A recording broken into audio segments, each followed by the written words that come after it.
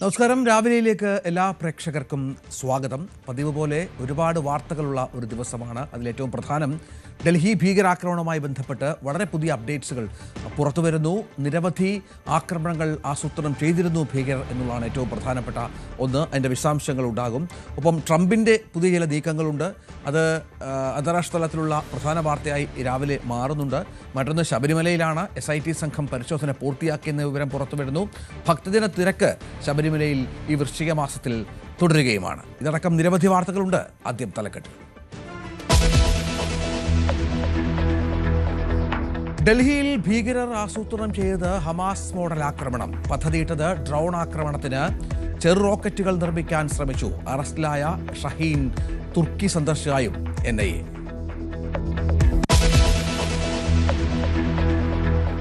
ഷെയ്ഖ് ഹസീനയെ വിട്ടുനൽകണമെന്ന് ബംഗ്ലാദേശ്. ഇന്ത്യയോട് ഇന്ന് രേഖാമൂലം ആവശ്യപ്പെടും.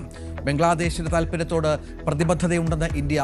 വധശിക്ഷയ്ക്കെതിരായ അവാമി ലീഗ് പ്രതിഷേധത്തിൽ പരക്കെ അക്രമം. ഗസ സമാധാന പദ്ധതിക്ക് ഐക്യരാഷ്ട്രസഭയുടെ അംഗീകാരം. 13 രാജ്യങ്ങൾ പിന്തുണച്ചു.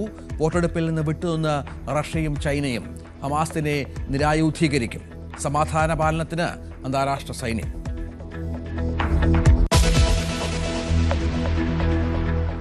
സന്നിധാനത്തെ SIT പരിശോധന പൂർത്തിയായി. സാമ്പിളുകൾ ശേഖരിച്ച് പാളികൾ തിരികെ സ്ഥാപിച്ചു.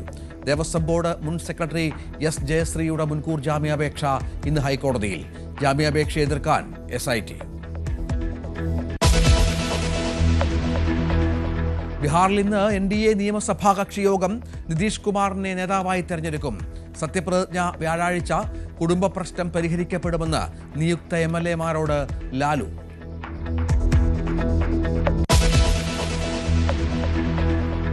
ശശി തരൂരിനെതിരെ ആഞ്ഞടിച്ച് MM ഹസൻ. തരൂർ നടത്തുന്നത് പാർട്ടി വിടുന്നതിനേക്കാൾ ഗുരുതരമായ തെറ്റ്. സ്വതന്ത്ര നിലപാട് സ്വീകരിക്കണമെങ്കിൽ ആദ്യം പ്രവർത്തക സമിതി അംഗത്വം രാജിവെക്കണം. തരൂരിനെതിരെ നടപടി തീരുമാനിക്കേണ്ടത് ദേശീയ നേതൃത്വമെന്നും ഹസൻ ന്യൂസ് 18നോട്.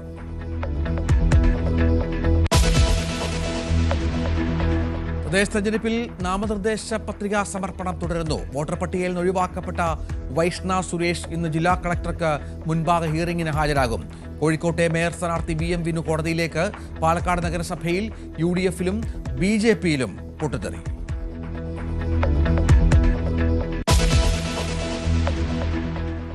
നമുക്കാദ്യം ഡൽഹി സ്ഫോടനത്തിന്റെ വിശദാംശങ്ങളിലേക്ക് ഒന്ന് പോകണം. ചെങ്കോട്ട സ്ഫോടനത്തിന് പിന്നിലെ ഡോക്ടർമാർ രാജ്യത്ത് പദ്ധതിയിട്ടിരുന്നത് ഡ്രോൺ മോഡൽ ആക്രമണം എന്നാണ് ഏറ്റവും നിർണായകമായ വിവരം. അതിനിർണായകമായ കണ്ടെത്തലുകളാണ് ഇപ്പോൾ SITയുടെ ഭാഗത്തു നിന്നുണ്ടാകുന്നത്. കശ്മീർ സ്വദേശികൾ പിടിയിലായതോടെ വെളിപ്പെടുന്നത് വൈറ്റ് കോളർ മൊഡ്യൂൾ ഭീകരരുടെ നടുക്കുന്ന പദ്ധതികളാണ്. ചെറു റോക്കറ്റുകൾ ഉണ്ടാക്കി ഹമാസ് മോഡൽ ആക്രമണമടക്കം ഭീകരർ പദ്ധതിയിട്ടുവെന്നും വ്യക്തമായിട്ടുണ്ട്. ഇതിനായി തിരക്കേറിയ പ്രദേശങ്ങൾ ഇവർ ലക്ഷ്യമിട്ടിരുന്നുവെന്നാണ് ഇപ്പോൾ അന്വേഷണ സംഘം പുറത്തുവിടുന്ന വിവരം. അഭിലാഷ് രാധാകൃഷ്ണൻ വിവരങ്ങൾ പങ്കുവെക്കും. അഭിലാഷ്, തുർക്കിയുമായി ബന്ധങ്ങളൊക്കെ നേരത്തെ പുറത്തു വന്നിരുന്നു. തുർക്കി സന്ദർശിച്ചിരുന്നു ഈ ഭീകരർ എന്നൊക്കെയാണ് ഇപ്പോൾ ഏറ്റവും പുതുതായി പുറത്തുവരുന്ന കാര്യങ്ങൾ. ഡ്രോൺ മോഡൽ ആക്രമണം എന്നൊക്കെ പറഞ്ഞാൽ ദീർഘകാലത്തെ ആസൂത്രണമുണ്ടാകും, റോക്കറ്റുകൾ നിർമ്മിക്കേണ്ടി വരും. അത്തരം ഗുരുതരമായ സംഗതികളാണോ ഇപ്പോൾ പുറത്തു വരുന്നത്? തീർച്ചയായും രഞ്ജിത്ത്, കഴിഞ്ഞ ദിവസമാണ് ഈ അമീർ റാഷിദ് അലി എന്ന് പറയുന്ന ഒരാൾ അറസ്റ്റിലാവുന്നത്. ഇയാൾ ഈ ചാവേർ ആക്രമണം നടത്തിയ ഉമർ ഉൻ നബിയുമായിട്ട് അടുത്ത ബന്ധം പുലർത്തുന്ന ഇരുവരും ചേർന്നിട്ടാണ് ഈ ചെങ്കോട്ട സ്ഫോടനം പദ്ധതിയിട്ടതെന്നടക്കമുള്ള വാർത്തകൾ പുറത്തു വന്നിരുന്നു. ഇതിന് തൊട്ട് മുമ്പ് ബിലാൽ അഹമ്മദ് വാനി എന്ന് പറഞ്ഞിട്ട് ഒരു ഡ്രൈ ഫ്രൂട്ട് സെല്ലറുണ്ട് കാശ്മീരിലെ. ഇയാളെ പോലീസ് ചോദ്യം ചെയ്യാൻ വിളിച്ചിരുന്നു. അതിനുശേഷം ഈ ചോദ്യം ചെയ്തതിനു ശേഷം ഇയാളുടെ മകൻ എന്ന് പറയുന്നത് ഡാനിഷ് ബിലാൽ എന്ന് വിളിക്കപ്പെടുന്ന ജാസിർ ബിലാൽ വാനി എന്ന് പറഞ്ഞിട്ടൊരു യുവാവുണ്ട്. ഇയാൾക്ക് ഈ ഒരു ടെറർ മോഡ്യൂളുമായി ബന്ധമുണ്ടെന്ന് ഈ അച്ഛൻ അറിയുന്നു. അച്ഛൻ പോലീസിൽ നിന്ന് വിവരം അറിയുന്നു. അങ്ങനെ ഇയാൾ ചോദ്യം ചെയ്യലിൽ നിന്ന് കുറേ കാര്യം ഈ ജാസിറിൻ്റെ അച്ഛൻ ബിലാലിന് കുറേ കാര്യങ്ങൾ മനസ്സിലാകുന്നു. ഈ വിഷമത്തിൽ ഇയാൾ സ്വയം തീ കൊളുത്തി ആത്മഹത്യ ചെയ്യുന്ന ഒരു സംഭവമൊക്കെ ഉണ്ടായി. ആ സംഭവത്തിന് പിന്നാലെ ഈ ജാസിർ ബിലാൽ വാനിയെ പോലീസ് അറസ്റ്റ് ചെയ്യുന്നു. അങ്ങനെയാണ് ഇതിൻ്റെ ഈ ജാസിർ ബിലാൽ വാനി, അതുപോലെ അറസ്റ്റിലായിട്ടുള്ള അമീർ റാഷിദ് അലി, ഉമർ നബി തുടങ്ങിയ ആൾക്കാരുടെ ബന്ധങ്ങൾ പുറത്തു വരുന്നത്. ഇങ്ങനെ ഒരു വലിയ ഒരു ടെറർ നെക്സസിൻ്റെ പദ്ധതികൾ NIA കണ്ടെത്തിയിരിക്കുന്നത് വളരെ നിർണായകമാണ്, ആശങ്കപ്പെടുത്തുന്നതാണ്, ഒരുപക്ഷെ ഭയപ്പെടുത്തുന്നതുമാണ്.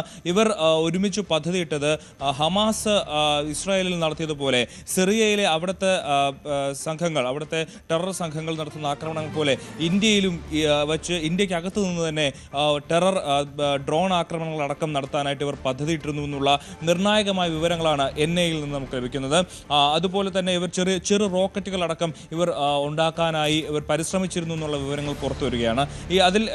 ഇത്തരം സാങ്കേതികമായ കാര്യങ്ങളിൽ ഈ പിടിയിലായിട്ടുള്ള ജാസിർ അഹമ്മദ് വാനി എന്ന് പറയുന്ന ആൾക്ക്, ജാസിർ ബിലാൽ വാനി എന്ന് പറയുന്ന ആൾക്ക് വലിയ രീതിയിലുള്ള കഴിവുകളുണ്ടായിരുന്നു.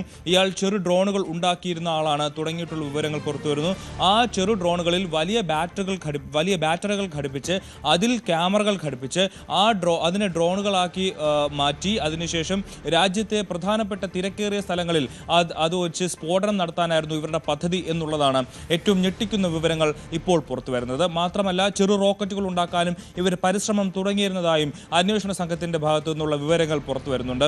അങ്ങനെയാണെങ്കിൽ ഇപ്പോൾ കണ്ടെത്തിയിരിക്കുന്ന കാര്യങ്ങൾ വെച്ച് നോക്കുമ്പോൾ രാജ്യത്ത് പലയിടങ്ങളിൽ വിവിധ ഭാഗങ്ങളിൽ നടത്താനിരുന്ന വലിയ രീതിയിലുള്ള സ്ഫോടനങ്ങളെയാണ് നമ്മുടെ അന്വേഷണ സംഘത്തിന് ചെറുക്കാൻ കഴിഞ്ഞത് എന്നുള്ള ആശ്വാസകരമായ വാർത്തയാണ് ഇന്ന് രാവിലെ തന്നെ നമുക്ക് പങ്കുവെക്കാനുള്ളത്. കാരണം അത്രയധികം വലിയ രീതിയിൽ, അതായത് ഇവരെല്ലാം നമുക്കറിയാം, ഡൽഹിയിൽ മാത്രമല്ല രാജ്യത്തെ മറ്റു പട്ടണങ്ങളിലേക്കും ഒരുപക്ഷെ ഇവർ ലക്ഷ്യമിട്ടിട്ടുണ്ടാകും.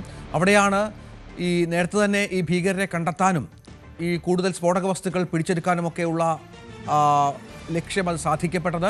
അതിനുശേഷം ഈ ആക്രമണങ്ങളുമായി ബന്ധപ്പെട്ട് ഇപ്പോൾ പുറത്തു വരുന്ന വിശദാംശങ്ങളൊക്കെ തീർച്ചയായും അഭിലാഷ് പറഞ്ഞതുപോലെ വലിയ ഞെട്ടിക്കുന്നതാണ്. ഒരുപക്ഷെ രാജ്യത്ത് ഉണ്ടാകാവുന്ന ഏറ്റവും വലിയ ഭീകരാക്രമണത്തിലേക്കൊക്കെ ഇവർ ലക്ഷ്യമിട്ടിരുന്നു എന്നുള്ളതാണ്. അതെ രഞ്ജിത്ത്, ഇതിൻ്റെ ഒരു സംഭവം എന്ന് വെച്ചാൽ ഇപ്പോൾ പാകിസ്ഥാനിൽ നിന്ന് അതിർത്തി കടന്ന് ഇങ്ങോട്ട് എത്തുന്നവർ അല്ലെങ്കിൽ ഇന്ത്യൻ പൗരർ അല്ലാത്തവരൊക്കെ നമുക്ക് ഒരുപക്ഷെ ആദ്യം പ്രഥമ ദൃഷ്ടിയിൽ തന്നെ നമുക്കൊരു പക്ഷേ അന്വേഷണ ഏജൻസികൾക്ക് സംശയം തോന്നാം. അവരെയൊക്കെ ഒരുപക്ഷെ അവരുടെ മൊബൈൽ ഫോൺ അടക്കം ട്രാക്ക് ചെയ്യുന്ന ഒരു സംവിധാനത്തിലേക്കൊക്കെ പോകാം. പക്ഷേ ഇവർ ഇന്ത്യക്കാരാണ്, ഇന്ത്യക്കകത്ത് നിൽക്കുന്നവരാണ്, ഇവിടെ വലിയ രീതിയിൽ വലിയ പദവികളിലിരിക്കുന്നവരാണ്, അസിസ്റ്റന്റ് പ്രൊഫസർമാരാണ്, ഡോക്ടർമാരാണ്, MBBS സ്റ്റുഡൻസ് ആണ്. അങ്ങനെ പ്രധാനപ്പെട്ട ആളുകൾ, വളരെ ഉന്നത ശ്രേണിയിലുള്ള ആളുകളായിട്ട് നിൽക്കുന്നവരെ അങ്ങനെയൊന്നും പോലീസോ അല്ലെങ്കിൽ മറ്റുള്ളവരോ തൊട്ടടുത്ത് ഒരുമിച്ച് താമസിക്കുന്നവരോ പോലും അങ്ങനെ സംശയിക്കില്ല. ആ ഒരു മറ ഉപയോഗിച്ചിട്ടാണ് ഇവർ ഇത്രയും വലിയ രീതിയിലുള്ള പദ്ധതികൾ ഇട്ടത് എന്നുള്ളതാണ് ആശങ്കപ്പെടുത്തുന്ന കാര്യം. കാരണം നമുക്ക് ഇനി ഒരു ഇത്തരത്തിലുള്ള ആളുകളെ കാണുമ്പോൾ ഒരുപക്ഷെ നമുക്ക് സംശയം തോന്നിയേക്കാം, ഇവർ ഇത്തരത്തിലുള്ള ആളുകളാണോ തുടങ്ങിയിട്ടുള്ള കാര്യങ്ങൾക്ക് സംശയം വരാം. കാരണം ഇവർ അത്ര വലിയ രീതിയിലുള്ള ഈ സംവിധാനങ്ങളെല്ലാം ഒരു മറയാക്കി ഉപയോഗിച്ചുകൊണ്ട് തൻ്റെ പ്രൊഫസറായിട്ടുള്ള ജോലി മറയാക്കിക്കൊണ്ട് കൂടുതൽ വിദ്യാർത്ഥികളിലേക്ക് ഈ ഭീകരത എത്തിക്കാനായിട്ട് ഇവർ ശ്രമിച്ചിട്ടുണ്ട്. മാത്രമല്ല ജമ്മു കാശ്മീരിലെ വിവിധ ഇടങ്ങളിൽ സാധാരണക്കാരെ നിന്നുകൊണ്ട് തന്നെ ഇവർ വലിയ രീതിയിലുള്ള പദ്ധതികൾ ഇട്ടിരുന്നു. കാരണം ഈ സാങ്കേതികമായിട്ടുള്ള കഴിവുകളൊക്കെ നമുക്ക് ഇപ്പോൾ പറയാം, ഇതൊരു ടെക്നോളജിയുടെ കാലമാണ്. ഈ കാലഘട്ടത്തിൽ ടെക്നോളജിക്കലായിട്ടുള്ള കാര്യങ്ങൾ ചെയ്യുന്നവരുമായി അവർക്ക് വലിയ അവസരങ്ങളുള്ളൊരു കാലഘട്ടമാണ്. ഈ കാലഘട്ടത്തിലാണ് ഇത്തരം തൻ്റെ കഴിവുകളെ ഭീകരപ്രവർത്തനത്തിനായിട്ട് ഇവർ ഉപയോഗിക്കുന്നത് എന്നുള്ളത് നമുക്ക് ഒരുപക്ഷെ നമ്മൾ ഞെട്ടിപ്പിക്കുന്ന കാര്യങ്ങളാണ്. ഇത്തരത്തിൽ വലിയ രീതിയിലുള്ള ഇവരുടെ പദ്ധതികളെ പോലീസിന് പൊളിക്കാൻ കഴിഞ്ഞു എന്നുള്ളത് ഒരു പ്രധാനപ്പെട്ട കാര്യം. മറ്റൊന്ന്, അന്ന് ഈ മുഹമ്മദ് ഷക്കീൽ ഗനയിലിൻ്റെ കൂടെ അറസ്റ്റിലായിട്ടുള്ള ഒരു ഡോക്ടർ ഷഹീൻ സയ്യിദ് ഉണ്ട്, വനിതയാണ്. ഇവർ തുർക്കിയുമായിട്ട് ഇവർക്ക് ബന്ധമുണ്ടെന്നുള്ള വിവരങ്ങൾ പുറത്തു വന്നു. നേരത്തെ ഈ ചാവേറായി പൊട്ടിത്തെറിച്ചു പോയ ഉമർ നബിക്കും ഡോക്ടർ മുസമ്മൽ ഷക്കീലിനുമൊക്കെ തുർക്കിയുമായി ബന്ധമുണ്ടെന്നുള്ള വിവരങ്ങൾ പുറത്തു വന്നിരുന്നതാണ്. അതിൻ്റെ കൂടെ ഇവർക്കും ഇപ്പോൾ ഷഹീൻ സയ്യിദിനും തുർക്കിയുമായി ബന്ധമുണ്ടെന്നുള്ള വിവരങ്ങൾ പുറത്തു വരുന്നു. ഇവർ ജെയ്ഷെ മുഹമ്മദിൻ്റെ വനിതാ സംഘടനയായിട്ടുള്ള ജമാഅത്തുൽ മുമിനാത്തിൻ്റെ പ്രവർത്തകയാണെന്നുള്ള വിവരം പുറത്തു വന്നിരുന്നതാണ്. അതിന് പിന്നാലെയാണ് ഇവർക്ക് തുർക്കിയുമായും ബന്ധമുണ്ടെന്നുള്ള വിവരങ്ങൾ പുറത്തു വരുന്നത്. തുർക്കിയിലെ ഉക്കാസ എന്ന് പറയുന്ന സെഷൻ എന്ന് പറയുന്ന ഒരു ആപ്പിൽ ഉക്കാസ എന്ന് പറയുന്ന ഒരു കോഡ് നെയിമിൽ, ഒരു ഹാൻഡിൽ കൂടി ഇവർ തമ്മിൽ സംസാരിച്ചു എന്നുള്ളതിന് വിവരങ്ങൾ പുറത്തു വരുന്നുണ്ട്. ഈ ഉക്കാസ എന്ന് പറയുന്ന ഒരു അറബിക് വേർഡാണ്. സ്പൈഡർ, ചെലന്തി വല എന്നുള്ളതാണ് എൻ്റെ അർത്ഥമെന്നാണ് മനസ്സിലാക്കുന്നത്. അങ്ങനെ അത്തരത്തിൽ വലിയ രീതിയിൽ രാജ്യത്തിനകത്ത് സ്ഫോടനങ്ങൾ നടത്താൻ രാജ്യത്തിന് പുറത്തു നിന്നുള്ള സഹായം സഹായങ്ങൾ ഉപയോഗിച്ചുകൊണ്ട് ഇവർ പദ്ധതിയിട്ടു എന്നുള്ളതിന്റെ വിവരങ്ങളാണ് ഈ മണിക്കൂറിൽ നമുക്ക് അഭിലാഷാണ് വിവരങ്ങൾ പങ്കുവച്ചത്. ഏതായാലും ചെങ്കോട്ട സ്ഫോടനവുമായി ബന്ധപ്പെട്ട് ഇപ്പോൾ പുറത്തുവരുന്ന വിവരങ്ങൾ ഞെട്ടിപ്പിക്കുന്നതാണ്. കൂടുതൽ ഭീകരാക്രമണങ്ങൾക്ക് ഇവർ പദ്ധതിയിട്ടിരുന്നു എന്നുള്ളതാണ്. നമ്മുടെ സൈന്യത്തിൻ്റെ, നമ്മുടെ സേനയുടെ കൃത്യമായ ഇടപെടൽ കൊണ്ട് ഈ ഭീകരാക്രമണത്തെ ചെറുക്കാനായി എന്നതും ആശ്വാസകര കാര്യമാണ്. നമുക്കിനിയും ബീഹാറിലേക്ക് ഒന്ന് പോകണം. ബീഹാറിൽ വലിയ ഐതിഹാസിക വിജയത്തിന് ശേഷം NDAയുടെ നിയമസഭാ കക്ഷി യോഗം ഇന്ന് ചേരുകയാണ്. നിതീഷ് കുമാർ നേതാവായി തെരഞ്ഞെടുക്കും. വകുപ്പുകൾ സംബന്ധിച്ച് സഖ്യകക്ഷികളുമായുള്ള ചർച്ചകൾ തുടരുന്നു. വ്യാഴാഴ്ച നടത്താനിരിക്കുന്ന സത്യപ്രതിജ്ഞാ ചടങ്ങിൽ പ്രധാനമന്ത്രി നരേന്ദ്രമോദി, ആഭ്യന്തരമന്ത്രി അമിത്ഷാ ഉൾപ്പെടെയുള്ളവർ പങ്കെടുക്കുമെന്നാണ് വിവരം. രാകേഷ് വിവരങ്ങൾ പങ്കുവെക്കുകയാണ്. രാകേഷ്, ഉപമുഖ്യമന്ത്രി സ്ഥാനങ്ങൾ സംബന്ധിച്ച് തീരുമാനമായി കഴിഞ്ഞു. ഇനി വകുപ്പുകൾ അത് പങ്കെടുക്കുന്നതിലെ കാര്യങ്ങളിലേക്കാണ് പോകേണ്ടത്. മറ്റു വിവരങ്ങൾ എന്തൊക്കെയാണ്? രഞ്ജിത്ത്, ഏതായാലും ബീഹാറിൽ നിതീഷ് കുമാർ വീണ്ടും സത്യപ്രതിജ്ഞയ്ക്ക് ഒരുങ്ങുകയാണ്. അദ്ദേഹം 10ാം തവണയാണ് സത്യപ്രതിജ്ഞ ചെയ്യാൻ ഒരുങ്ങുന്നത്. തീർച്ചയായും നിതീഷ് കുമാർ 2005 മുതൽ ബീഹാറിൻ്റെ ഒരു ചരിത്രം എടുത്തു കഴിഞ്ഞാൽ നിതീഷ് കുമാർ അല്ലാതെ മുഖ്യമന്ത്രിയായത് ഒരാൾ മാത്രമാണ്, ജിതൻ റാം മാഞ്ചി. അതും നിതീഷ് കുമാർ തന്നെയാണ് മാഞ്ചിയെയും മുഖ്യമന്ത്രിയാക്കിയത്. ഏതായാലും നിതീഷ് യുഗം വീണ്ടും തുടരും എന്ന കാര്യത്തിൽ സംശയമില്ല.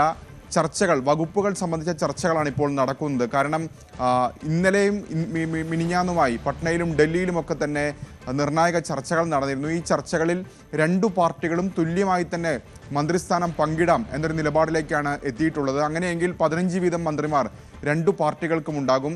101 സീറ്റിൽ വീതം രണ്ടു പാർട്ടികളും മത്സരിച്ചു. BJPക്ക് 4 സീറ്റ് കൂടുതലുണ്ട്. അതുകൊണ്ട് തന്നെ 2 മന്ത്രിസ്ഥാനമെങ്കിലും കൂടുതൽ വേണമെന്നൊരു അഭിപ്രായം BJPക്കുണ്ട്. അത്തരം കാര്യത്തിൽ ഒരു അന്തിമ തീരുമാനമായിട്ടില്ല. എങ്കിൽ പോലും തർക്കങ്ങളില്ലാതെ ചർച്ചകളുമായി മുന്നോട്ട് പോവുകയാണ് നേതൃത്വം. കൂടാതെ LJP ഒരു നിർണായകമായ കക്ഷിയായിരുന്നു ഈ തെരഞ്ഞെടുപ്പിൽ. 19 സീറ്റുകൾ അവർ നേടുകയും ചെയ്തു. LJPക്ക് ഏതായാലും 2ഓ 3ഓ മന്ത്രിസ്ഥാനം നൽകാനുള്ള തീരുമാനമാണ് എത്തിയിരിക്കുന്നത്. ചിരാഗ് പാസ്വാൻ ഉപമുഖ്യമന്ത്രി സ്ഥാനം വേണമെന്നൊരു ആവശ്യം ഉന്നയിച്ചിരുന്നെങ്കിലും അക്കാര്യത്തിൽ ഒരു അന്തിമ തീരുമാനത്തിലേക്ക് നിലവിൽ എത്തിയിട്ടില്ല. പക്ഷേ അക്കാര്യത്തിൽ ചർച്ചകൾ നടക്കുന്നു എന്നാണ് നേതൃത്വം അറിയിക്കുകയും ചെയ്തിട്ടുള്ളത്. കൂടാതെ HAMന് ഒരു മന്ത്രിസ്ഥാനം ഉണ്ടാകും, RLMനും ഒരു മന്ത്രിസ്ഥാനം ഉണ്ടാകും. ഇന്ന് ഏതായാലും നിയമസഭാ കക്ഷി യോഗം NDAയുടെ ചേരുകയാണ്. ഈ യോഗം നിതീഷ് കുമാറിനെ നേതാവായി തെരഞ്ഞെടുക്കും. അതിനു മുൻപ് BJPയുടെ നിയമസഭാ കക്ഷി യോഗവും ചേരുന്നുണ്ട്. ഏതായാലും വ്യാഴാഴ്ച സത്യപ്രതിജ്ഞ നിലയിലേക്കാണ് കാര്യങ്ങൾ പോകുന്നത്. മോദി തന്നെ പറഞ്ഞിരുന്നതാണ് അവസാനത്തെ പ്രചാരണ യോഗത്തിൽ, അതായത് ഇനി ബീഹാറിലേക്ക് വരിക സർക്കാരിൻ്റെ NDA സർക്കാരിൻ്റെ സത്യപ്രതിജ്ഞ ചടങ്ങിനായിരിക്കുമെന്ന് അദ്ദേഹം പറഞ്ഞിരുന്നു. ഏതായാലും നരേന്ദ്രമോദി ഉൾപ്പെടെയുള്ള നേതാക്കൾ, അമിത്ഷാ അടക്കം രാജ്നാഥ് സിംഗ് അടക്കമുള്ള നേതാക്കളൊക്കെ തന്നെ സത്യപ്രതിജ്ഞ ചടങ്ങിന് എത്തുമെന്നാണ് ഇപ്പോൾ നേതൃത്വം അറിയിച്ചിരിക്കുന്നത്. പട്നയിലെ ഗാന്ധി മൈതാനത്ത് ഇതിനുള്ള ഒരുക്കങ്ങൾ നടക്കുകയാണ്. ഇന്നലെ മുതൽ ഇനി 2-3 ദിവസത്തേക്ക് ഗാന്ധി മൈതാനത്തേക്ക് പൊതുജനങ്ങൾക്ക് പ്രവേശനമില്ല എന്നുകൂടി അറിയിക്കുകയും ചെയ്തിട്ടുണ്ട്. അത്തരത്തിൽ വിപുലമായൊരു പരിപാടി പട്നയിലെ ഗാന്ധി മൈതാനത്ത് സംഘടിപ്പിക്കാനാണ് ഇപ്പോൾ നേതൃത്വത്തിന്റെ തീരുമാനം. രഞ്ജിത്ത്, രാകേഷ് വിവരങ്ങൾ പങ്കുവച്ചു. ബീഹാറിൽ മറ്റൊരു പ്രശ്നം ഈ കുടുംബകലഹം. ലാലു കുടുംബത്തിൽ തെരഞ്ഞെടുപ്പ് തോൽവിക്ക് ശേഷം അത് അതിരൂക്ഷമായിട്ടുണ്ട്. പാർട്ടിയെ പ്രതിസന്ധിയിലാക്കിയിരിക്കെ ഈ പ്രശ്നങ്ങൾ പരിഹരിക്കുമെന്ന് RJD അധ്യക്ഷൻ ലാലു പ്രസാദ് യാദവ് വ്യക്തമാക്കിയിരിക്കുകയാണ്. MLAമാരുമായുള്ള കൂടിക്കാഴ്ചയിലാണ് ലാലുവിൻ്റെ ഈ പ്രതികരണങ്ങൾ. കുടുംബകാര്യങ്ങൾ വീട്ടിൽ തന്നെ പരിഹരിക്കപ്പെടുമെന്നും പാർട്ടിയെ ശക്തിപ്പെടുത്തുന്നതിൽ ശ്രദ്ധ കേന്ദ്രീകരിക്കണമെന്നും ലാലു നേതാക്കളോട് ആവശ്യപ്പെട്ടിട്ടുണ്ട്. ഇതാണ് ഈ RJD നേരിടുന്ന വലിയൊരു പ്രതിസന്ധി. കാരണം പെൺമക്കൾ പിണങ്ങിപ്പോകുന്നു, മറുഭാഗത്ത് NDAയുമായി സഹകരിക്കാനുള്ള നീക്കങ്ങൾ ലാലുവിൻ്റെ മറ്റൊരു മകൻ അതുമായി ബന്ധപ്പെട്ട് മുന്നോട്ട് പോകുന്നു. അങ്ങനെ ആ പ്രതിസന്ധി പരിഹരിക്കാനാകുമെന്ന ആത്മവിശ്വാസമുണ്ടോ ഇപ്പോൾ? രഞ്ജിത്ത്, ഒടുവിൽ ലാലു തന്നെ കളത്തിലിറങ്ങുകയാണ്. കാരണം കാര്യങ്ങൾ കൈവിട്ടു പോയിരുന്ന സാഹചര്യമുണ്ട്. പാർട്ടി അതിൻ്റെ സമീപകാലത്തെ ഏറ്റവും വലിയ തിരിച്ചടി നേരിട്ടിരിക്കുന്ന സമയം. ആ ഘട്ടത്തിൽ തന്നെ കുടുംബത്തിൽ വലിയ തർക്കമുണ്ടാകുന്നു. ലാലു തന്നെ ഇപ്പോൾ അക്കാര്യത്തിൽ ഒരു പ്രതികരണവുമായി രംഗത്ത് വന്നിരിക്കുകയാണ്. കാരണം ഇന്നലെ RJDയുടെ നിയമസഭാ കക്ഷി യോഗം ചേർന്നിരുന്നു. ഈ യോഗം തേജസ്വിയെ പ്രതിപക്ഷ നേതാവായി തെരഞ്ഞെടുത്തു. തേജസ്വി പ്രതിപക്ഷ നേതൃസ്ഥാനത്ത് എത്തിയത് പോലും ഒരു നേരിയ നമ്പറിൽ മാത്രമാണ്. കാരണം ഒരു MLA കുറവുണ്ടായിരുന്നെങ്കിൽ, അതായത് RJDയുടെ MLAമാരുടെ എണ്ണം 24 ആയിരുന്നെങ്കിൽ അവർക്ക് പ്രതിപക്ഷ നേതൃസ്ഥാനത്തിന് അവകാശവാദം ഉന്നയിക്കാൻ കഴിയുമായിരുന്നില്ല. 25 MLAമാരുണ്ട്. അങ്ങനെ ഒറ്റ നമ്പറിൻ്റെ വ്യത്യാസത്തിലാണ് പ്രതിപക്ഷ നേതൃസ്ഥാനം പോലും ഇത്തവണ RJDക്ക് ലഭിക്കുന്നത്. അത്രമേൽ വലിയ തിരിച്ചടി തെരഞ്ഞെടുപ്പിൽ ആ പാർട്ടിക്കുണ്ടായി. ഏതായാലും ഈ യോഗത്തിന് ശേഷം ലാലു പ്രസാദ് യാദവ് MLAമാരും പാർട്ടി നേതാക്കളുമായി സംസാരിച്ചു. ഭാര്യയും മുൻ മുഖ്യമന്ത്രി കൂടിയായ റാബ്രി ദേവി, ഒപ്പം ലോക്സഭാ അംഗം കൂടിയായ മൂത്ത മകൾ മിസാ ഭാരതി തുടങ്ങിയവരും ഈ യോഗത്തിൽ പങ്കെടുത്തിരുന്നു. അതിൽ ലാലു സൂചിപ്പിച്ച പ്രധാനപ്പെട്ട കാര്യം, നേതാക്കളും പ്രവർത്തകരും ഒക്കെ തന്നെ പാർട്ടി കാര്യങ്ങളിൽ ശ്രദ്ധ കേന്ദ്രീകരിക്കൂ, പാർട്ടിയെ ശക്തിപ്പെടുത്താൻ പരിശ്രമിക്കൂ എന്നാണ് ലാലു പറഞ്ഞത്. കാരണം പാർട്ടിയെ ഇനിയും തിരിച്ചു കൊണ്ടുവരേണ്ടതുണ്ട്. വലിയ തിരിച്ചടി ഈ തെരഞ്ഞെടുപ്പിൽ ഉണ്ടായിരിക്കുന്നു. കുടുംബത്തിലുണ്ടായിരിക്കുന്ന പ്രശ്നങ്ങൾ അത് കുടുംബത്തിനുള്ളിൽ തന്നെ തീർക്കും എന്ന പ്രതികരണം ലാലുവിൻ്റെ ഭാഗത്തുനിന്ന് നേതാക്കളോടും MLA-മാരോടും ഉണ്ടായിട്ടുണ്ട്. തീർച്ചയായും രോഹിണി ആചാര്യ ഇപ്പോൾ ഉണ്ടാക്കിയിരിക്കുന്ന അല്ലെങ്കിൽ രോഹിണി ആചാര്യ നടത്തിയിരിക്കുന്ന വെളിപ്പെടുത്തൽ അത് വലിയ തോതിൽ ബീഹാർ രാഷ്ട്രീയത്തിൽ തന്നെ പിടിച്ചു കുലുക്കുകയാണ്. NDA അത് വലിയ തോതിൽ ആയുധമാക്കുന്നുണ്ട്, പ്രത്യേകിച്ച് തേജസ്വി യാദവിനെതിരെ. കാരണം NDA നേതാക്കൾ തന്നെ പ്രതികരിച്ചിരിക്കുന്നത് കുടുംബത്തിൽ പോലും പിന്തുണയില്ലാത്ത നേതാവെന്നാണ് തേജസ്വി യാദവിനെ വിശേഷിപ്പിച്ചത്. ചിരാഗ് പാസ്വാൻ രോഹിണി ആചാര്യയ്ക്ക് പിന്തുണയുമായി രംഗത്ത് വരുന്നത് കണ്ടു.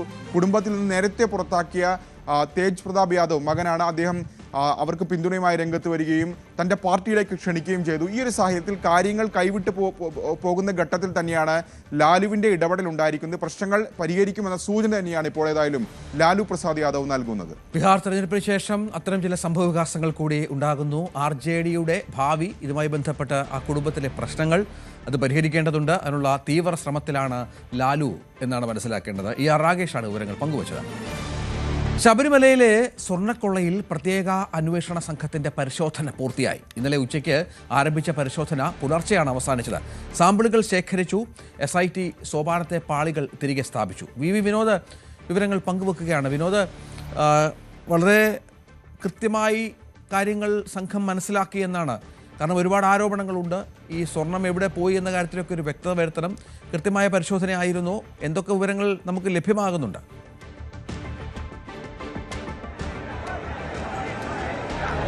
രഞ്ജിത്ത്, വളരെ സുപ്രധാനമായ നടപടിയാണ് SITയുടെ ഭാഗത്ത് നിന്നുണ്ടായത്. കഴിഞ്ഞ ദിവസം ഉച്ചപൂജ കഴിഞ്ഞതോടുകൂടിയാണ് ഇവിടുത്തെ പരിശോധനകൾ ആരംഭിച്ചത്. പാളികൾ, കട്ടിളപ്പാളിയും അതോടൊപ്പം തന്നെ ദ്വാരപാലക ശില്പത്തിന് താഴെയുള്ള പീഠവും 4 മൂലകളിൽ, അതിൽ 3 മൂലകളിൽ ശ്രീകോവിലിന്റെ മൂന്ന് വശങ്ങളിലെ പാളികളുമാണ് അഴിച്ചു മാറ്റിയത്. ഈ പാളികൾ സോപാനത്തോട് ചേർന്ന് തന്നെ സന്നിധാനത്ത് തന്നെ തന്ത്രിയുടെയൊക്കെ മുറിയുണ്ട്. ആ കെട്ടിടത്തിനുള്ളിലേക്ക് കൊണ്ടുപോയി അവിടെ വെച്ചായിരുന്നു ഇതിന്റെ പരിശോധന. അതായത് സന്നിധാനത്ത് നിന്ന് പുറത്തേക്ക് കൊണ്ടുപോകാതെ ഇവിടെ വെച്ച് തന്നെയാണ് ഇതിന്റെ കഴിയുന്നത്ര ശാസ്ത്രീയ പരിശോധനകൾ നടത്തിയത്. ഇതിൽ ഏറ്റവും പ്രധാനം സ്കാനർ വെച്ചുള്ള ഒരു പരിശോധനയായിരുന്നു. ഇത് ഈ ഇളക്കിയെടുത്ത പാളികളെല്ലാം തന്നെ സ്കാനർ പരിശോധനയ്ക്ക് വിധേയമാക്കി. മാത്രമല്ല, ഇതിൽ നിന്ന് സാമ്പിളുകൾ ശേഖരിച്ചിട്ടുണ്ട്. അതായത് ചെറിയ ചെറിയ കഷ്ണങ്ങൾ ഇതിൽ നിന്ന് മുറിച്ചെടുത്തിട്ടുണ്ട്. വളരെ ചെറിയ കഷ്ണങ്ങളാണ്. അതിന്റെ ആ മുറിച്ചെടുത്ത കഷ്ണങ്ങളുടെ അളവ് അത് ദേവസ്വം ബോർഡിന്റെ രേഖകളിലും SITയുടെ രേഖകളിലും കൃത്യമായി രേഖപ്പെടുത്തി. ഇനി ഈ സാമ്പിളുകൾ കൃത്യമായി പരിശോധിക്കേണ്ടതുണ്ട്. അതിൽ എത്രമാത്രം ചെമ്പുണ്ട്, സ്വർണമുണ്ട്. നമുക്കറിയാം ഇവിടെ സ്വർണം പൂശിയതല്ല, ആദ്യം സ്വർണം പൊതിയുകയായിരുന്നു. 2008 അത് സ്വർണം പൊതിഞ്ഞതാണ്. ആ പൊതിഞ്ഞ പാളികളാണ് കൊണ്ടുപോയി പിന്നീട് അത് ചെമ്പ് പാളികളായി മഹസർ രേഖപ്പെടുത്തിയതും പിന്നീട് ചെമ്പിൽ പൊതിഞ്ഞ സ്വർണം അല്ലെങ്കിൽ ചെമ്പിൽ പൂശിയ സ്വർണം എന്ന നിലയ്ക്ക് ഇവിടെ പാളികൾ പുനഃസ്ഥാപിക്കുന്നതും. അതുകൊണ്ട് തന്നെ ഈ കൊണ്ടുപോയ സ്വർണം, ഇവിടെ നിന്ന് കൊണ്ടുപോയതിൽ ബാക്കി വരുന്ന സ്വർണം അത് കട്ട രൂപത്തിൽ ഉരുക്കി കട്ടകളാക്കി കൊണ്ടുപോയി എന്ന് സ്മാർട്ട് ക്രിയേഷനിലെ ഉടമ ഉൾപ്പെടെ തന്നെ വെളിപ്പെടുത്തുന്ന ഒരു സാഹചര്യം ഉണ്ടായിരുന്നു. ഈ സ്വർണം എവിടേക്ക് പോയി എന്നത് തന്നെയാണ് പ്രധാനപ്പെട്ട കാര്യം. പാളികൾ ഇപ്പോൾ തിരികെ സ്ഥാപിച്ചിട്ടുണ്ട്. ഇന്ന് പുലർച്ചയോടുകൂടിയാണ് പാളികൾ സ്ഥാപിച്ചത്. പുലർച്ചെ വരെ ഈ പരിശോധനാ നടപടികൾ നീണ്ടിരുന്നു. അതിനുശേഷം ദർശനം തുടങ്ങുന്നതിന് മുൻപ് തന്നെ ഈ പാളികൾ തിരികെ ശ്രീകോവിലിൽ സ്ഥാപിച്ചു. ഈ ഇളക്കിയെടുത്തതെല്ലാം തന്നെ കൃത്യമായി സ്ഥാപിച്ച ശേഷമാണ് SIT സംഘം സന്നിധാനം വിട്ടത്. ഏതായിരുന്നാലും വളരെ പ്രാധാന്യമുള്ളൊരു സമയമാണ് രഞ്ജിത്ത്. നമുക്കറിയാം, തെരഞ്ഞെടുപ്പിന്റെ വലിയ പ്രചരണം ഇപ്പോൾ സംസ്ഥാനത്ത് നടക്കുന്നുണ്ട്. അവിടെ SIT ഇത്രയും വേഗത്തിൽ കാര്യങ്ങൾ നടത്തുമ്പോൾ ED കോടതിയെ സമീപിച്ചിട്ടുണ്ട് എന്ന കാര്യം കൂടി നമ്മൾ വളരെ ശ്രദ്ധേയമായി കാണേണ്ട ഒരു കാര്യമാണ്. ഒരുപക്ഷെ ഈ അന്വേഷണത്തിൽ മെല്ലെപ്പോക്കുണ്ടായാൽ കോടതിയുടെ ഭാഗത്ത് നിന്ന് ഇത് കേന്ദ്ര ഏജൻസികൾക്ക് കൈമാറേണ്ടി വരുന്ന സാഹചര്യം ഉണ്ടായാൽ അത് തിരഞ്ഞെടുപ്പ് കാലത്ത് ഇടതുമുന്നണിക്ക് ഉണ്ടാക്കുന്ന തിരിച്ചടി ചെറുതായിരിക്കില്ല. അതിന്റെ അപകടം കൂടി ഇടത് കേന്ദ്രങ്ങൾ കൃത്യമായി കാണുന്നുണ്ട്. ഇപ്പോൾ കോടതിയെ അറിയിക്കാൻ കഴിയും. കാരണം N വാസുവിന്റെ അടക്കം അറസ്റ്റുകൾ, ഉണ്ണികൃഷ്ണൻ പോറ്റി, മുരാരി ബാബു ഉൾപ്പെടെ 5 അറസ്റ്റുകളിലേക്ക് കടക്കാൻ SITക്ക് കഴിഞ്ഞിരിക്കുന്നു. മാത്രമല്ല, ഈ തീർത്ഥാടന കാലത്ത് തന്നെ പരിശോധനയുമായി മുന്നോട്ട് പോകാൻ കഴിയുന്നു. സാമ്പിളുകൾ ശേഖരിക്കുന്നു. ആ തരത്തിൽ വളരെ വേഗത്തിൽ മുന്നോട്ട് പോകുമ്പോൾ മറ്റൊരു ഏജൻസിയുടെ അന്വേഷണം ആവശ്യമില്ല എന്ന് വളരെ കൃത്യമായി ആത്മവിശ്വാസത്തോടുകൂടി പറയാൻ സ്റ്റേറ്റ് ഏജൻസിക്ക് കോടതിയിൽ കഴിയും എന്ന ഒരു സാഹചര്യം നിലനിൽക്കുന്നുണ്ട്. ആ ഒരു പ്രത്യേകത കൂടിയുണ്ട്. നമുക്ക് ശബരിമലയുടെ തിരക്ക് കൂടി പറഞ്ഞു പോകേണ്ടതുണ്ട്. കാരണം ശബരിമലയിൽ ഇപ്പോൾ വിനോദ് അറിയിച്ചിരിക്കുന്ന വിവരമനുസരിച്ച് ഏതാണ്ട് 1.5 ലക്ഷത്തോളം ആളുകൾ, 1,63,000 ആളുകൾ ഇന്നലെ 1.5 ദിവസം കൊണ്ട്, ഇന്നലെയും മിനിഞ്ഞാന്നുമായി അല്ലേ, 1.5 ദിവസത്തിൽ മല ചവിട്ടി. ഇന്നലെ മാത്രം 1 ലക്ഷത്തിലധികം പേരാണ് മല കയറുന്നത്. വെർച്വൽ ക്യൂ സംവിധാനമുണ്ട്, സ്പോട്ട് ബുക്കിംഗ് ഉണ്ട്. തിരക്ക് നമുക്കറിയാം ഈ സമയത്ത് വളരെ അധികമാണ്. സമാനമായി തന്നെയാണ് സാഹചര്യങ്ങൾ. വലിയ ക്യൂ ഒക്കെ രൂപപ്പെടുന്നുണ്ടോ വിനോദ്?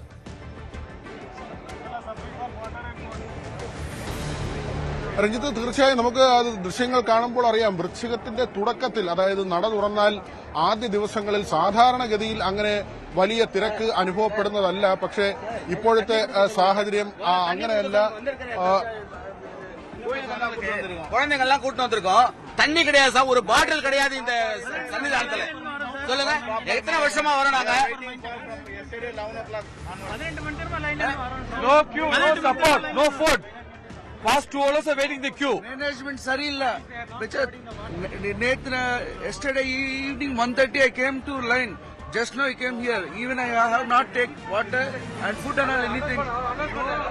ഓക്കെ, ആ തരത്തിൽ വലിയ പരാതികളുണ്ട് രഞ്ജിത്ത്. നമുക്കറിയാം, തിരക്ക് ഇത്രയും അനിയന്ത്രിതമായ ഒരു തിരക്ക് നിലനിൽക്കുമ്പോൾ സ്വാഭാവികമായും ചില പ്രശ്നങ്ങൾ ഉണ്ടാകും. ആളുകൾ അതിന്റെ ഒരു ബുദ്ധിമുട്ട് പറയുന്നുണ്ട്, അവരുടെ വെള്ളത്തിന്റെയും ഭക്ഷണത്തിന്റെയും നമുക്കറിയാം. പക്ഷേ ഇപ്പോൾ 10 മണിക്കൂർ വരെ പമ്പയിൽ നിന്ന് ഇതുവരെ എത്തുന്നതിന് വേണ്ടിയുള്ള ഒരു ബുദ്ധിമുട്ടുണ്ട് എന്ന ഒരു സാഹചര്യം നിലനിൽക്കുന്നുണ്ട്. ഏതായിരുന്നാലും അവർ അതിന്റെ പ്രയാസം പറയുന്നുണ്ട്. പക്ഷേ വൃശ്ചികത്തിന്റെ തുടക്കത്തിൽ ഇത്രയും ജനക്കൂട്ടം അല്ലെങ്കിൽ ഭക്തജനങ്ങൾ ഇത്രയധികം വരിക എന്നത് ഈ സമീപ വർഷങ്ങളിലൊന്നും തന്നെ ഉണ്ടായിട്ടില്ല. പക്ഷേ വലിയ ജനക്കൂട്ടം, ഭക്തജന തിരക്ക് എന്ന് തന്നെ നമുക്ക് പറയാൻ കഴിയുന്ന ഒരു നിലയിലേക്കാണ് തീർത്ഥാടനത്തിന്റെ ആദ്യ ദിവസങ്ങൾ പോകുന്നത്. ആ നിലയ്ക്കാണ് നമുക്കിവിടെ നിന്നുള്ള ദൃശ്യങ്ങളിൽ കാണാൻ കഴിയുന്നത്. 1.5 ലക്ഷത്തിലധികം പേർ 1.5 ദിവസം കൊണ്ട് കയറുന്ന ഒരു സാഹചര്യമുണ്ട്. 1,66,000 പേർ ഇതുവരെ മല ചവിട്ടി എന്നാണ് കണക്ക്.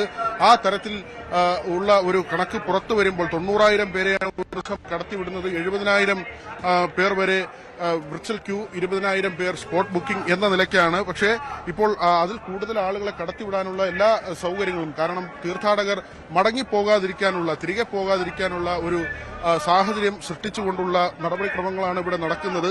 ആ തരത്തിലുള്ള ക്രമീകരണങ്ങൾ ഏർപ്പെടുത്തിക്കൊണ്ട് ഏതെങ്കിലും തരത്തിൽ ഒരുപക്ഷെ തമിഴ്നാട്ടിലോ ആന്ധ്രയിൽ നിന്നൊക്കെ വരുന്ന ഉൾപ്രദേശങ്ങളിൽ നിന്ന് വരുന്ന ആളുകൾക്ക് ഇതിന്റെ ബുക്കിംഗിന്റെയൊക്കെ സാങ്കേതിക പരിജ്ഞാനമോ ആ തരത്തിൽ ചെയ്തിട്ടോ ഒന്നും ആയിരിക്കില്ല വരുന്നത്. അങ്ങനെയുള്ളവരെ പോലും മടക്കി അയക്കാതെ അവർക്ക് ദർശനം നടത്താനുള്ള സാഹചര്യം ഒരുക്കാൻ തന്നെയാണ് പോലീസിന്റെ ഭാഗത്തു നിന്നൊക്കെ വളരെ കൃത്യമായ ഇടപെടലുണ്ടാകുന്നത്. അവിടെ ചില പോരായ്മകളെ കുറിച്ച് പറയുന്നു. കാരണം ഈ വഴികളിലൊക്കെ തന്നെ ചുക്കുവെള്ളം വെച്ചിട്ടുള്ള സാഹചര്യമുണ്ട്. പക്ഷേ പല സ്ഥലങ്ങളിലും അവർക്കത് പര്യാപ്തമായ അളവിൽ കിട്ടുന്നില്ല.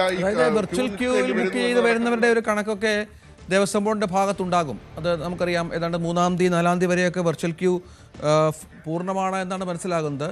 പക്ഷേ അതിനുശേഷം വരുന്ന സ്പോട്ട് ബുക്കിങ്ങിൽ ഈ വരുന്ന ആളുകളുടെ എണ്ണം ക്രമാതീതമായി വർദ്ധിച്ചിരിക്കുന്നു എന്നുള്ളതാണ്. ഒരുപക്ഷെ അതൊക്കെ ആയിരിക്കാം ഈ നേരത്തെ പറഞ്ഞ പോലെ ഭക്ഷണവും വെള്ളവുമായൊക്കെ ബന്ധപ്പെട്ട് തീർത്ഥാടകർക്ക് ബുദ്ധിമുട്ടുണ്ടാക്കുന്നത്. അതെല്ലാം ഒന്ന് പരിഹരിച്ചു വരണം. ഒരുപക്ഷെ പുതിയ ഭരണസമിതിയൊക്കെയാണ്, അല്പസമയം എടുക്കും അല്ലേ?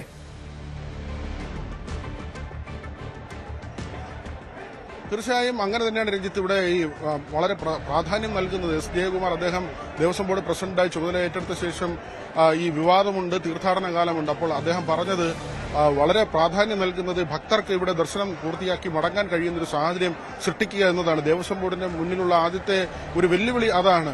അന്വേഷണം അതിന്റെ വഴിക്ക് നടക്കട്ടെ. ഇപ്പോൾ അറസ്റ്റുകളൊക്കെ നടന്നിട്ടുണ്ട്. അതുകൊണ്ട് തന്നെ ദേവസ്വം ബോർഡ് ഇപ്പോൾ വലിയ പരിഗണനയായി നൽകുന്നത് ഈ ഇവിടെ എത്തുന്ന ഭക്തർക്ക് കൃത്യമായിട്ടുള്ള ഒരു സാഹചര്യം, അവർക്ക് ദർശനം ഒരുക്കുക എന്ന ഒരു ദർശനത്തിന് അവസരം ഒരുക്കുക എന്ന വളരെ പ്രധാനപ്പെട്ട കാര്യമാണ്. നമ്മൾ വീണ്ടും ആ ദൃശ്യങ്ങളിലേക്ക് പോവുകയാണ്. നമുക്കറിയാം ഇവിടുത്തെ ഫ്ലൈ ഓവറാണ്, സോപാനത്ത് ചുറ്റി വരുന്ന ഫ്ലൈ ഓവറാണ്. 18-ാം പടി കഴിഞ്ഞ് ഈ ഫ്ലൈ ഓവർ കയറിയാണ് അയ്യപ്പ സന്നിധിയിലേക്ക്, ദർശനത്തിലേക്ക് ഭക്തർ എത്തുന്നത്. ആ ഒരു ഫ്ലൈ ഓവറിലെ കാഴ്ചയാണ് രഞ്ജിത്തത്. വളരെ വലിയ കൂട്ടമാണ്. നമ്മൾ ഒരുപക്ഷെ ഈ മണ്ഡലകാലത്തിന്റെ അവസാനത്തൊക്കെ കാണുന്നത് പോലെ ആളുകൾ വലിയ തോതിൽ ശബരിമലയിലേക്ക് എത്തുന്ന, ഭക്തജനങ്ങൾ ഒഴുകിയെത്തുന്ന ഒരു സാഹചര്യം, അല്ലെങ്കിൽ മകരവിളക്കിന്റെയൊക്കെ ഒരു സമയത്ത് അവസാന ദിവസങ്ങളിൽ അല്ലെങ്കിൽ പോലും ഏറ്റവും ഒടുവിലേക്ക് എത്തുമ്പോൾ വലിയ കൂട്ടമുണ്ടാകാറുണ്ട്. ആ ഒരു ആൾക്കൂട്ടത്തിലേക്ക്, ഭക്തജന തിരക്കിലേക്ക് കാര്യങ്ങൾ എത്തുന്നു എന്നത് തന്നെയാണ്. തുടക്കത്തിൽ തന്നെ അത് ഏറ്റവും പ്രധാനപ്പെട്ട കാര്യം. മറ്റ് സംസ്ഥാനങ്ങളിൽ നിന്നുള്ള ആളുകളാണ് അധികമായും എത്തുന്നത്, മലയാളികളല്ല. അത് പതിവുള്ള കാര്യവുമാണ്. മലയാളികൾ പിന്നെയാണ് സാധാരണ നിലയിൽ സീസൺ തുടങ്ങുമ്പോഴാണ് പലരും വ്രതം ആരംഭിക്കുന്നത്. അങ്ങനെ ഈ സീസന്റെ ഒരു ഘട്ടം എത്തുമ്പോഴായിരിക്കും മലയാളികളായ ഭക്തർ കൂടുതലായി എത്തുക. ഇപ്പോൾ വരുന്നത് മറ്റ് സംസ്ഥാനങ്ങളിൽ നിന്നുള്ള ഭക്തരാണ് അധികമായും വരുന്നത്. രഞ്ജിത്ത് സൂചിപ്പിച്ചതുപോലെ ഇതിന്റെ ഒരു തുടക്കത്തിലെ ദിവസങ്ങളാണ്, 2 ദിവസം മാത്രമേ ആകുന്നുള്ളൂ. സ്വാഭാവികമായും മറ്റ് കാര്യങ്ങളുടെയൊക്കെ ചില പോരായ്മകൾ ഉണ്ടാകും. അത് വരും ദിവസങ്ങളിൽ പരിഹരിക്കപ്പെടുമെന്ന് കരുതുന്നു. പക്ഷേ ഇത്രയും ആൾക്കൂട്ടം സ്വാഭാവികമായും പ്രതീക്ഷിക്കുന്ന ഒരു കാര്യമല്ല. കാരണം എല്ലാ വർഷവും നമുക്ക് അറിയാവുന്നതാണ്, ഈ സീസൺ തുടങ്ങിയാൽ ആദ്യഘട്ടത്തിൽ വലിയ തിരക്കുണ്ടാകാറില്ല. പക്ഷേ ഇപ്പോൾ സ്ഥിതി വ്യത്യസ്തമാണ്. അഭൂതപൂർവമായ തിരക്കാണ് ശബരിമലയിൽ അനുഭവപ്പെടുന്നത്. രഞ്ജിത്ത്, ശബരിമലയിൽ വലിയ തിരക്ക്. ഇന്നിപ്പോൾ മണ്ഡലകാലം തുടങ്ങിയിട്ട് വൃശ്ചിക മാസം ആരംഭിച്ചിട്ട് 3-ാം ദിവസം ആകുന്ന ഒരു സാഹചര്യമുണ്ട്. അപ്പോൾ തന്നെ തിരക്കുകൾ നിറഞ്ഞിരിക്കുകയാണ് ശബരിമല. 1 ലക്ഷത്തോളം തീർത്ഥാടകർ ഓരോ ദിവസവും ഇങ്ങോട്ടേക്ക് എത്തുന്നു എന്നുള്ളതാണ് ഏറ്റവും പ്രധാനപ്പെട്ട കാര്യം. ശബരിമലയിലെ സ്വർണ്ണക്കവർച്ച കേസിൽ തിരുവിതാംകൂർ ദേവസ്വം ബോർഡ് മുൻ സെക്രട്ടറി എസ് ജയശ്രീയുടെ മുൻകൂർ ജാമ്യാപേക്ഷ ഹൈക്കോടതി ഇന്ന് പരിഗണിക്കുന്നുണ്ട്. മുൻകൂർ ജാമ്യാപേക്ഷയെ എതിർത്ത് SIT ഹൈക്കോടതിയിൽ നിലപാട് അറിയിക്കും എന്നാണ് വിവരം. ജസ്റ്റിസ് കെ ബാബു അധ്യക്ഷനായ സിംഗിൾ ബെഞ്ചാണ് മുൻകൂർ ജാമ്യാപേക്ഷ പരിഗണിക്കുന്നത്. ജയശ്രീയുടെ അറസ്റ്റിന് ഹൈക്കോടതിയുടെ വിലക്കുണ്ട്. കേരളത്തിലും ഒരു കുംഭമേള നടക്കാൻ പോകുന്നു. അത് തിരുനാവായയിലാണ്. നേരത്തെ തന്നെ ആ വാർത്ത പുറത്തു വന്നിരുന്നു. ഇപ്പോൾ CV അനുമോ തയ്യാറാക്കിയ വളരെ പ്രധാനപ്പെട്ട ഒരു അഭിമുഖമുണ്ട്. അത് തിരുനാവായയിലെ കുംഭമേള പുണ്യഭൂമിയുടെ പൗരാണികതയുടെ വീണ്ടെടുപ്പാണെന്ന് പറയുകയാണ് ശബരിമല മുൻ മേൽശാന്തി അരീക്കര സുധീർ നമ്പൂതിരി. തിരുനാവായ കുംഭമേളയുടെ പ്രധാന സംഘാടന ചുമതല വഹിക്കുന്നത് ഇദ്ദേഹം അടക്കമുള്ളവർ നേതൃത്വം നൽകുന്ന തത്വമസി ട്രസ്റ്റാണ്. ജനുവരി 18 മുതൽ ഫെബ്രുവരി 3 വരെയുള്ള ദിവസങ്ങളിൽ നടക്കാൻ പോകുന്ന ചടങ്ങുകളെക്കുറിച്ചും അദ്ദേഹം ന്യൂസ് 18നോട് പങ്കുവച്ചു. കുംഭമേളയ്ക്ക് ഒരുങ്ങുകയാണ് തിരുനാവായ. ശ്രീ അരീക്കര സുധീർ നമ്പൂതിരി നമ്മോടൊപ്പം ചേരുന്നു. അദ്ദേഹത്തിൻ്റെ നേതൃത്വത്തിലാണ് ഈ ഒരു ആലോചനാ യോഗങ്ങളൊക്കെ തന്നെ പുരോഗമിക്കുന്നത്. നമസ്കാരം. എല്ലാവർക്കും ഒരുപാട് കാര്യങ്ങളും അറിയാനുണ്ട്, സംശയങ്ങളാണ്. എന്താണ് കുംഭമേള, എന്തുകൊണ്ട് തിരുനാവായ, എങ്ങനെയാണ് അതിന് നടത്തിപ്പ് എന്നുള്ളതൊക്കെ. ആദ്യം തിരുനാവായയിൽ നിന്ന് തുടങ്ങാം. എന്തുകൊണ്ടാണ് തിരുനാവായയിൽ ഇങ്ങനെ ഒരു പ്രധാനപ്പെട്ട ചടങ്ങ് വരാനുള്ള കാരണം? കഴിഞ്ഞ ഏതാനും വർഷങ്ങളായി, അതായത് ഏകദേശം പറയുക 2016 നമ്മുടെ ഒരു സുഹൃത്ത് തിരൂർ ദിനേശേട്ടനും ഞാൻ ഗണപതി ഹോമം നടത്തി തുടങ്ങിയ നീളാരതി ഒരു ദിവസത്തെ ഒരു ചടങ്ങായിരുന്നു ഇത്. പിന്നീട് അവിടെ നിങ്ങളുടെ ഓരോ വർഷവും വളരെ ഗംഭീരമായി ഓരോ വർഷം തോറും ഭംഗിയായി തീരുകയാണ് ഉണ്ടായിട്ടുള്ളത്. ഏതായാലും 2021 ശേഷം ഈ ഒരു ചടങ്ങിൻ്റെ ഭാഗമാകാനല്ല, അത് നടത്തിക്കൊണ്ടുപോകാനുള്ള യോഗം കൂടി എന്നിൽ നിക്ഷിപ്തമായി. അങ്ങനെ കഴിഞ്ഞ ഏതാനും 3 വർഷങ്ങളായി ഞങ്ങളുടെ നേതൃത്വത്തിൽ തത്വമസി ട്രസ്റ്റ്, അതിനൊപ്പം 6-7 ആൾക്കാർ ട്രസ്റ്റിമാരുണ്ട്, ഞാനാണ് മാനേജിംഗ് ട്രസ്റ്റി. വളരെ ഗംഭീരമായ രഥഘോഷയാത്രയോടുകൂടി ആരതി എല്ലാ കാര്യങ്ങളും നടത്തിപ്പോരുന്നു. ഈ വർഷം മഹാമണ്ഡലേശ്വർ അദ്ദേഹത്തിനെ സമീപിച്ച് അദ്ദേഹം ഇതൊരു കുംഭമേളയ്ക്ക് തുല്യമായത് ഒരു ചടങ്ങാണെന്ന് പറയുകയും അതിൻ്റെ അടിസ്ഥാനത്തിലാണ് നമ്മൾ ഇത് ഗംഭീരമായി നടത്താനുള്ളൊരു തീരുമാനം എടുത്തിട്ടുള്ളത്. ഏതായാലും കഴിഞ്ഞ വർഷത്തേക്കാൾ കൂടുതൽ ഗംഭീരമായി ഈ ചടങ്ങ് നടത്തിക്കൊണ്ടുപോകാനാണ് ഞങ്ങളുടെ സംഘാടകർ തീരുമാനിക്കുന്നത്. തീർച്ചയായിട്ടും ഇതൊരു കുംഭമേളയ്ക്ക് തുല്യമായ, കാരണം കുംഭമേളയിൽ നദീ ഉത്സവമാണ് നടക്കുന്നത്. ഇവിടെയും അതന്നെയാണ്. ഇവിടെ ഈ മാഘമാസത്തിലെ ഈ ഒരു കാലഘട്ടത്തിൽ സപ്തനദികളുടെ പ്രവാഹമുണ്ടെന്നാണ് പരശുരാമൻ കണ്ടെത്തിയത്. ആയതുകൊണ്ടാണ് പരശുരാമർ ഇവിടെ വന്ന് ക്ഷത്രിയ നിഗ്രഹം കഴിഞ്ഞ 21 ക്ഷത്രിയന്മാർക്ക് ബലികർമ്മം നടത്തിയതും അവർക്ക് മോക്ഷം ലഭിച്ചു ഉള്ളതിന് കാരണം. അപ്പോൾ അതിനുശേഷമാണ് ഇവിടെ ബലികർമ്മം തുടങ്ങാൻ ഉള്ള കാരണമായി തീർന്നത്. അപ്പോൾ തീർച്ചയായിട്ടും ഈ സപ്തനദികൾ പ്രവാഹമുള്ള ത്രിമൂർത്തി സംഗമ സ്ഥാനമായ ശ്രീചക്ര സംവിധാനമുള്ള ഈ ഒരു പുഴയിൽ തീർച്ചയായിട്ടും ഈ ഒരു ഉത്സവം കൊണ്ടുപോകേണ്ടത് നാടിൻ്റെ നന്മയ്ക്കും ലോകത്തിൻ്റെ നന്മയ്ക്കും അത്യാവശ്യമാണെന്ന് കണ്ടതിൻ്റെ അടിസ്ഥാനത്തിലാണ് നമ്മളിത് നടത്തിക്കൊണ്ടുപോകുന്നത്. കഴിഞ്ഞ വർഷം വരെ 7 ദിവസം രഥഘോഷയാത്രയോടുകൂടിയാണ് തുടങ്ങിയിരുന്നത്. ഇപ്രാവശ്യം അങ്ങനെയല്ല. 16, 17, 18 ദിവസങ്ങളിൽ നമ്മളൊരു ശ്രാദ്ധം എന്ന് പറയും. നമ്മൾ മരിച്ചുപോയവരെ 3 സമ്പ്രദായത്തിൽ, അതായത് കൗള സമ്പ്രദായത്തിലും സാമാന്യം നടന്നു വരുന്ന സമ്പ്രദായത്തിലും കൂടാതെ വൈദിക സമ്പ്രദായത്തിൽ 3 സമ്പ്രദായത്തിലെ ശ്രാദ്ധങ്ങൾ മരിച്ചുപോയവരെ എല്ലാവരും പ്രീതിപ്പെടുത്തുന്ന ഒരു ചടങ്ങാണ് നടക്കുക. അതിനുശേഷം കൊടിയേറ്റം, അന്നു മുതൽ നിളാരതി.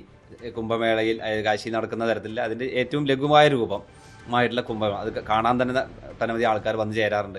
എന്തായാലും ആ ഒരു ആരതിയോടുകൂടി അതിൻ്റെ ചെറിയൊരു രൂപത്തോടുകൂടി നമ്മൾ തുടങ്ങി വയ്ക്കും. അതിനുശേഷം നമ്മൾ 20, 21, 22 ദിവസങ്ങളിൽ പൊള്ളാച്ചിയുള്ള ഭാരതപ്പുഴ തുടങ്ങുന്ന ഹില്ലിൽ, ത്രിമൂർത്തി ഹില്ലിൽ നിന്ന് രഥഘോഷയാത്ര തുടങ്ങും. അവിടുത്തെ മന്ത്രിയാണ് അതിൻ്റെ കാര്യങ്ങൾ ചെയ്യാമെന്നാണ് നമുക്ക് കിട്ടിയുള്ള അറിവ്. എന്തായാലും അവിടുന്ന് രഥഘോഷയാത്ര തുടങ്ങി കേരളത്തിലെ പാലക്കാട് അങ്ങനെ തുടങ്ങി വടക്കുന്നാഥ ക്ഷേത്രം, തൃശ്ശൂരെല്ലാം പോയി തിരിച്ച് ഇവിടെ എത്തിച്ചേരുകയാണ് ഉണ്ടാവുക. അതിൽ ആ രഥഘോഷയാത്ര ഇത്രയും വർഷങ്ങളായി നമ്മൾ ശ്രീചക്രം, ത്രിമൂർത്തി സംഗമസ്ഥാനമായ ബ്രഹ്മവിഷ്ണു മഹേശ്വരന്മാരെ ചൈതന്യം ഉൾക്കൊള്ളുന്ന ആ ശ്രീചക്രമില്ലെന്ന് കൊണ്ടുപോവാണ് ചെയ്യാറ്. ആ ശ്രീചക്രമാണ് കൊണ്ടുപോകാറ്. ഇപ്രാവശ്യം നമുക്ക് അതിൽ നിന്ന് ഒന്നുകൂടി നമ്മൾ വിഭിന്നമായി കേരള സംരക്ഷണത്തിനായിട്ട് അല്ലെങ്കിൽ കേരള രക്ഷയ്ക്കായി 4 അംബികമാരെ പരശുരാമർ സൃഷ്ടിച്ചിട്ടുണ്ട്, അല്ലെങ്കിൽ പ്രതിഷ്ഠിച്ചിട്ടുണ്ടെന്ന് പറയണം. ലോകാംബിക, ഹേമാംബിക, മൂകാംബിക എന്നൊക്കെ പറയുന്ന ആ സമ്പ്രദായത്തിലുള്ള. ജനുവരി മാസത്തിലാണ് തിരുനാവായയുടെ തീരത്ത് കുംഭമേള, കേരളത്തിലെ കുംഭമേള നടക്കുക. ശബരിമല സീസൺ ആരംഭിച്ചാൽ സന്നിധാനത്ത് സജീവമാകുന്ന ഒന്നാണ് പാത്രവിപണി. അഭിഷേകത്തിനായി നെയ്യ് ശ്രീകോവിലേക്ക് കൊണ്ടുപോകാൻ അയ്യപ്പന്മാർ പ്രധാനമായും പാത്രങ്ങൾ വാങ്ങുന്നത് സന്നിധാനത്തിൻ്റെ പരിസരത്തെ കടകളിൽ നിന്നാണ്. വിശ്വാസത്തിനും പ്രാർത്ഥനയ്ക്കുമൊപ്പം വലിയ വിപണി സാധ്യത കൂടി തുറന്നിടുന്ന തീർത്ഥാടന കാലം. ലക്ഷങ്ങൾ മുടക്കിയാണ് ശബരിമലയിൽ കടകൾ ലേലത്തിനെടുക്കുന്നത്. അതിൻ്റെ എത്രയോ ഇരട്ടി നേടി സീസൺ കഴിയുമ്പോൾ വ്യാപാരികൾക്ക് സന്തോഷത്തോടെ മലയിറങ്ങാം. സന്നിധാനത്തെ പ്രധാന വിപണികളിലൊന്ന് പാത്രവ്യാപാരമാണ്. 100 ഗ്രാം മുതൽ 25 കിലോ വരെ ഉൾക്കൊള്ളുന്ന വിവിധതരം പാത്രങ്ങൾ. അയ്യപ്പന് അഭിഷേകം നടത്താൻ വിശ്വാസികൾ നെയ്യ് കൊണ്ടുപോകുന്നത് ഈ പാത്രങ്ങളിലാണ്. അലുമിനിയം, സ്റ്റീൽ പാത്രങ്ങളാണ് ഇവിടെയുള്ളത്. പുറത്തൊരു സാധനങ്ങളുമില്ല എന്ന് പറഞ്ഞാൽ 100 ഗ്രാം കൊള്ളുന്ന തൊട്ട് 25 കിലോ വരെയുള്ള പാത്രമാണ് ഇവിടെ കച്ചവടം ചെയ്യുന്നത്.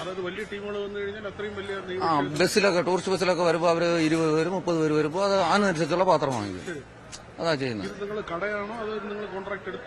കട കോൺട്രാക്ട് എടുക്കുന്ന ഒരു വർഷത്തേക്ക്. ഒരു വർഷം കഴിയുമ്പോൾ അടുത്ത ലേലം. കട സെറ്റ് ചെയ്യുന്നത് നമ്മള് കട ദേവസ്വത്തിന്. മധുര, ചെന്നൈ, തിരുനെല്വേലി കൊണ്ടുവന്നത്. അലൂമിനിയം, കലം, പാത്രം, ചരുവും എല്ലാം അതെല്ലാം. സ്റ്റീലും അത് തന്നെ. സ്റ്റീലും മല്ലുത്തൂക്ക ഐറ്റം മാത്രം. അലൂമിനിയം, കലം, ചരുവും, ഉരുളി ഐറ്റംസ് മാത്രം മതി. ഒന്നുമില്ല. ഇത് അഭിഷേകത്തിന് തന്നെ. അവിടുന്ന് തിരിച്ച് സ്വാമിയാർ കൊണ്ടുപോകും. ചിലർ ഇവിടെ ഒക്കെ കൊച്ചിട്ട് പോകും. അത്രേ ഉള്ളൂ. ഈ വർഷം വിറ്റ് തീരും. ബാക്കി അടുത്ത വർഷം ചിലപ്പോൾ ഈ കടയായിരിക്കും, അല്ലെങ്കിൽ വേറെ കടയായിരിക്കും എടുക്കുന്നത്. അങ്ങോട്ട് എടുത്ത് വയ്ക്കും. ന്യൂസ് 18 സന്നിധാനം. നമുക്കിനി ഒരു ഇടവേളയിലേക്ക് പോകണം. ഇടവേളയ്ക്ക് ശേഷം കൂടുതൽ വാർത്തകളുമായി തിരിച്ചെത്താം.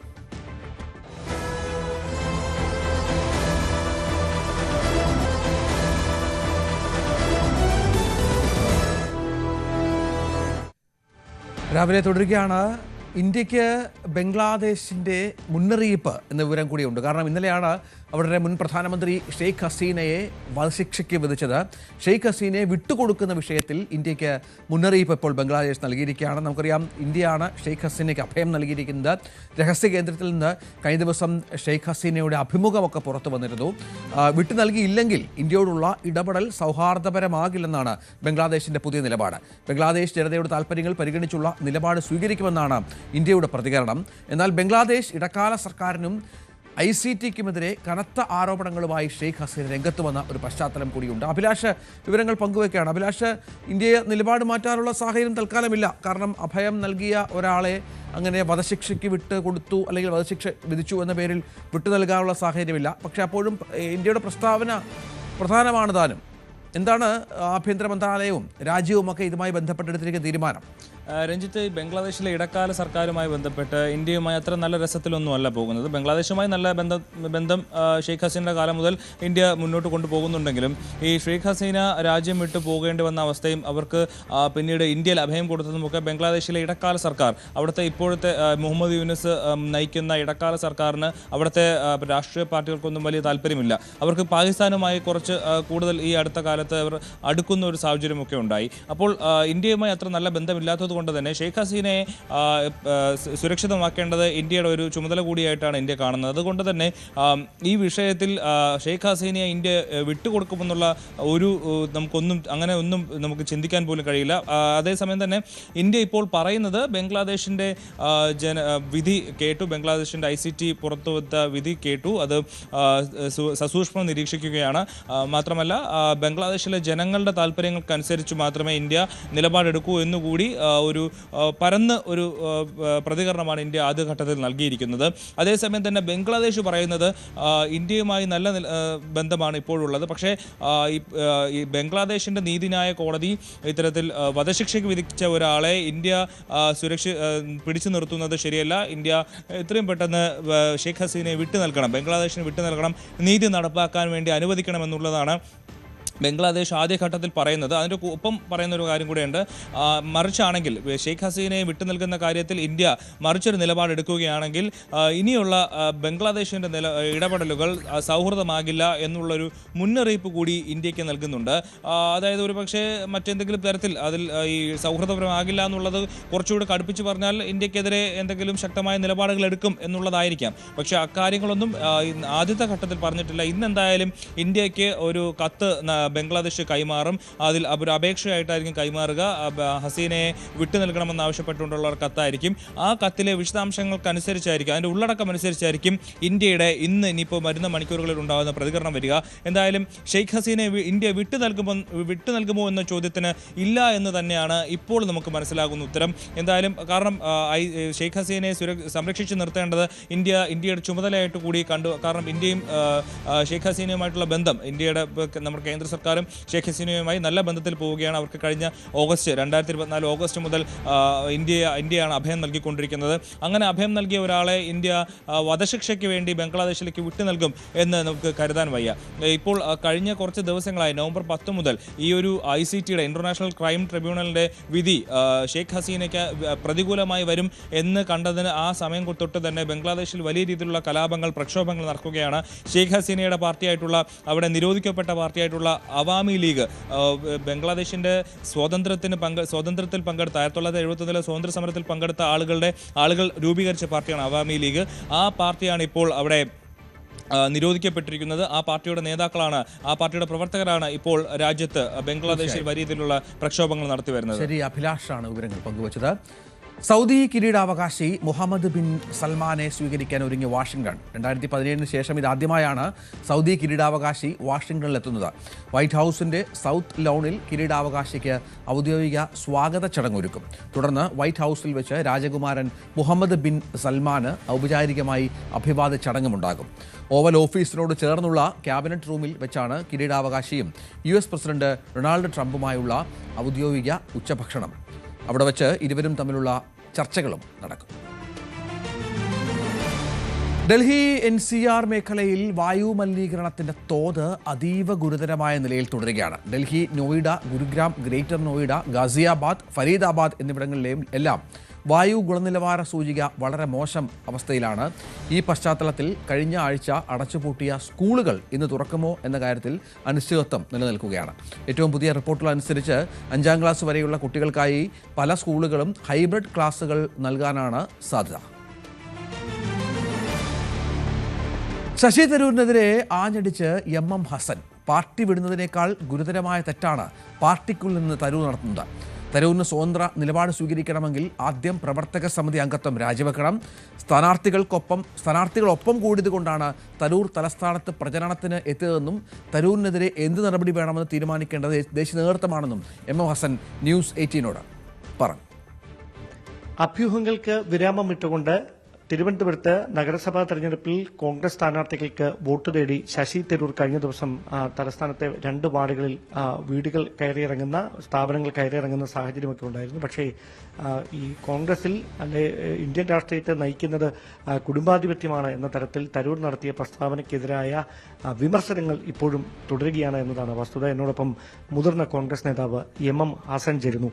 ഹസൻജി, ശശി തരൂരിനെതിരെ വലിയ വിമർശനം കോൺഗ്രസിനകത്തു നിന്നുണ്ടായിരുന്നു ഈ കഴിഞ്ഞ ഏതാനും ആഴ്ചകളായിട്ട്. താങ്കളടക്കം ഒരു പരിപാടിയിൽ വെച്ച് തരൂരുമായി ബന്ധപ്പെട്ട നടത്തിയ പ്രസ്താവനയെക്കുറിച്ച് പറയുകയും ചെയ്തു.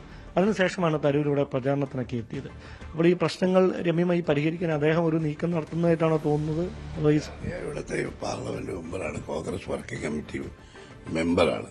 ഈ മണ്ഡലത്തിൽ വരുമ്പോൾ അദ്ദേഹം തീർച്ചയായിട്ടും ഈ പാർട്ടിയുടെ ഒരു പ്രധാന നേതാവ് എന്നുള്ള നിലയ്ക്ക് അദ്ദേഹത്തിന്റെ ചുറ്റും സ്ഥാനാർത്ഥികൾ വന്ന് അണിനിരന്നപ്പോൾ അദ്ദേഹം തെരഞ്ഞെടുപ്പ് പ്രചരണത്തിനിറങ്ങി. അത് സ്വാഭാവികമാണ്. അതും ഞാൻ അദ്ദേഹത്തെക്കുറിച്ച് നെഹ്റു സെന്ററിന്റെ യോഗത്തിൽ, അതും പണ്ഡിറ്റ് ജവഹർലാൽ നെഹ്റുവിന്റെ 136ാം ജന്മദിനം അന്ന് ഞങ്ങളുടെ പ്രസ് ക്ലബിൽ സംഘടിപ്പിച്ച തിരുവനന്തപുരത്ത് കഴിഞ്ഞ 47 വർഷമായി നെഹ്റു സെന്റർ എന്ന പേരിലൊരു സംഘടന പ്രവർത്തിക്കുന്നുണ്ട്. ജവഹർലാൽ നെഹ്റുവിന്റെ ഐഡിയോളജി പ്രചരിപ്പിക്കുക.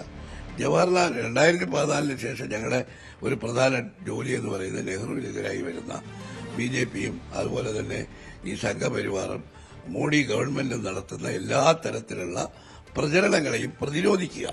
ഇത് രണ്ടും ഞങ്ങൾ ചെയ്യാറുണ്ട്. അപ്പൊ അതിന്റെ ഭാഗമായി ഞാൻ ആ യോഗത്തിൽ സംസാരിച്ചു. ശശി തരൂരിന്റെ ഈ സ്റ്റേറ്റ്മെന്റ് വന്നപ്പോൾ AICCയുടെ ജനറൽ സെക്രട്ടറി KC വേണുഗോപാൽ, നിങ്ങൾ മീഡിയക്കാർ ചോദിച്ചപ്പോൾ അദ്ദേഹം പറഞ്ഞു ഏത് കോൺടെക്സ്റ്റിലാണ് അദ്ദേഹം പറഞ്ഞത്, എന്താണ് അദ്ദേഹം പറഞ്ഞതിന്റെ ഉദ്ദേശം എന്നറിയില്ല, വ്യക്തമാക്കട്ടെ എന്ന് പറഞ്ഞു. ഏത് കോൺടെക്സ്റ്റിലാണ് പറഞ്ഞത്, എന്താണ് പറഞ്ഞതെന്ന് വ്യക്തമായിട്ട് എനിക്കറിയാം. നവംബർ 4 ഞാൻ മലയാള പത്രങ്ങളൊന്നുമല്ല വായിച്ചത്. Dynasty politics threat to Indian democracy, Tharoor. അത് നവംബർ 4 അദ്ദേഹം ഒരു മീഡിയയ്ക്ക് കൊടുത്ത ഇന്റർവ്യൂവിന്റെ ഭാഗമാണ്.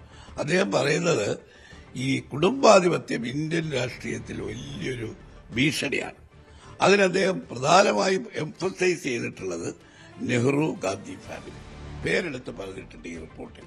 ഞാനത് വായിക്കേണ്ട കാര്യമില്ല. അതായത് Pandit Jawaharlal Nehru, Indira Gandhi, Rajiv Gandhi, Sonia Gandhi, now the opposition leader Shri Rahul Gandhi and Priyanka Gandhi, ഇവരെല്ലാം ബർത്ത് റൈറ്റ് എന്ന് അദ്ദേഹം പറയുന്ന വാക്കിതാണ്. അവരൊരു ജന്മാവകാശം എന്നുള്ള നിലയ്ക്കാണ് നേതൃത്വത്തിലെത്തിയിട്ടുള്ളത്. അതിനെയാണ് ഞാൻ വിമർശിച്ചത്. നെഹ്റു ഫാമിലി വാസ്തവത്തിൽ അങ്ങനെ ഒരു വർക്കിംഗ് കമ്മിറ്റി മെമ്പർ ഒരിക്കലും പറയാൻ പാടില്ല. കാരണം ആ ഫാമിലി ഇന്ത്യൻ സ്വാതന്ത്ര്യ സമരത്തിൽ മാത്രമല്ല, ഈ നമ്മുടെ മതേതര ജനാധിപത്യ രാഷ്ട്രം കെട്ടിപ്പടുക്കുന്നതിൽ ആ ഫാമിലി മെമ്പേഴ്സാണല്ലോ ഇവരെല്ലാം. നെഹ്റു, ഇന്ദിരാഗാന്ധിയൊക്കെ വഹിച്ചിട്ടുള്ള പങ്ക് വളരെ വലിയ മഹത്തായ സംഭാവനയാണ്. അതുമാത്രമല്ല, ഒന്നുകൂടെ പറയട്ടെ, രാഷ്ട്രത്തിന്റെ ഐക്യത്തിനും അഖണ്ഡതയ്ക്കും സ്വാതന്ത്ര്യത്തിനും വേണ്ടി രക്തസാക്ഷിത്വം വരിച്ചൊരു ഫാമിലിയാണ്. ഇന്ദിരാഗാന്ധിയും രാജീവ് ഗാന്ധി ആരും വെറുതെ പോയപ്പോഴേ വഴക്ക് തോന്നിയിട്ട് ദേഷ്യം തോന്നിയിട്ട് വെടിവെച്ചു പോകുന്നതല്ല.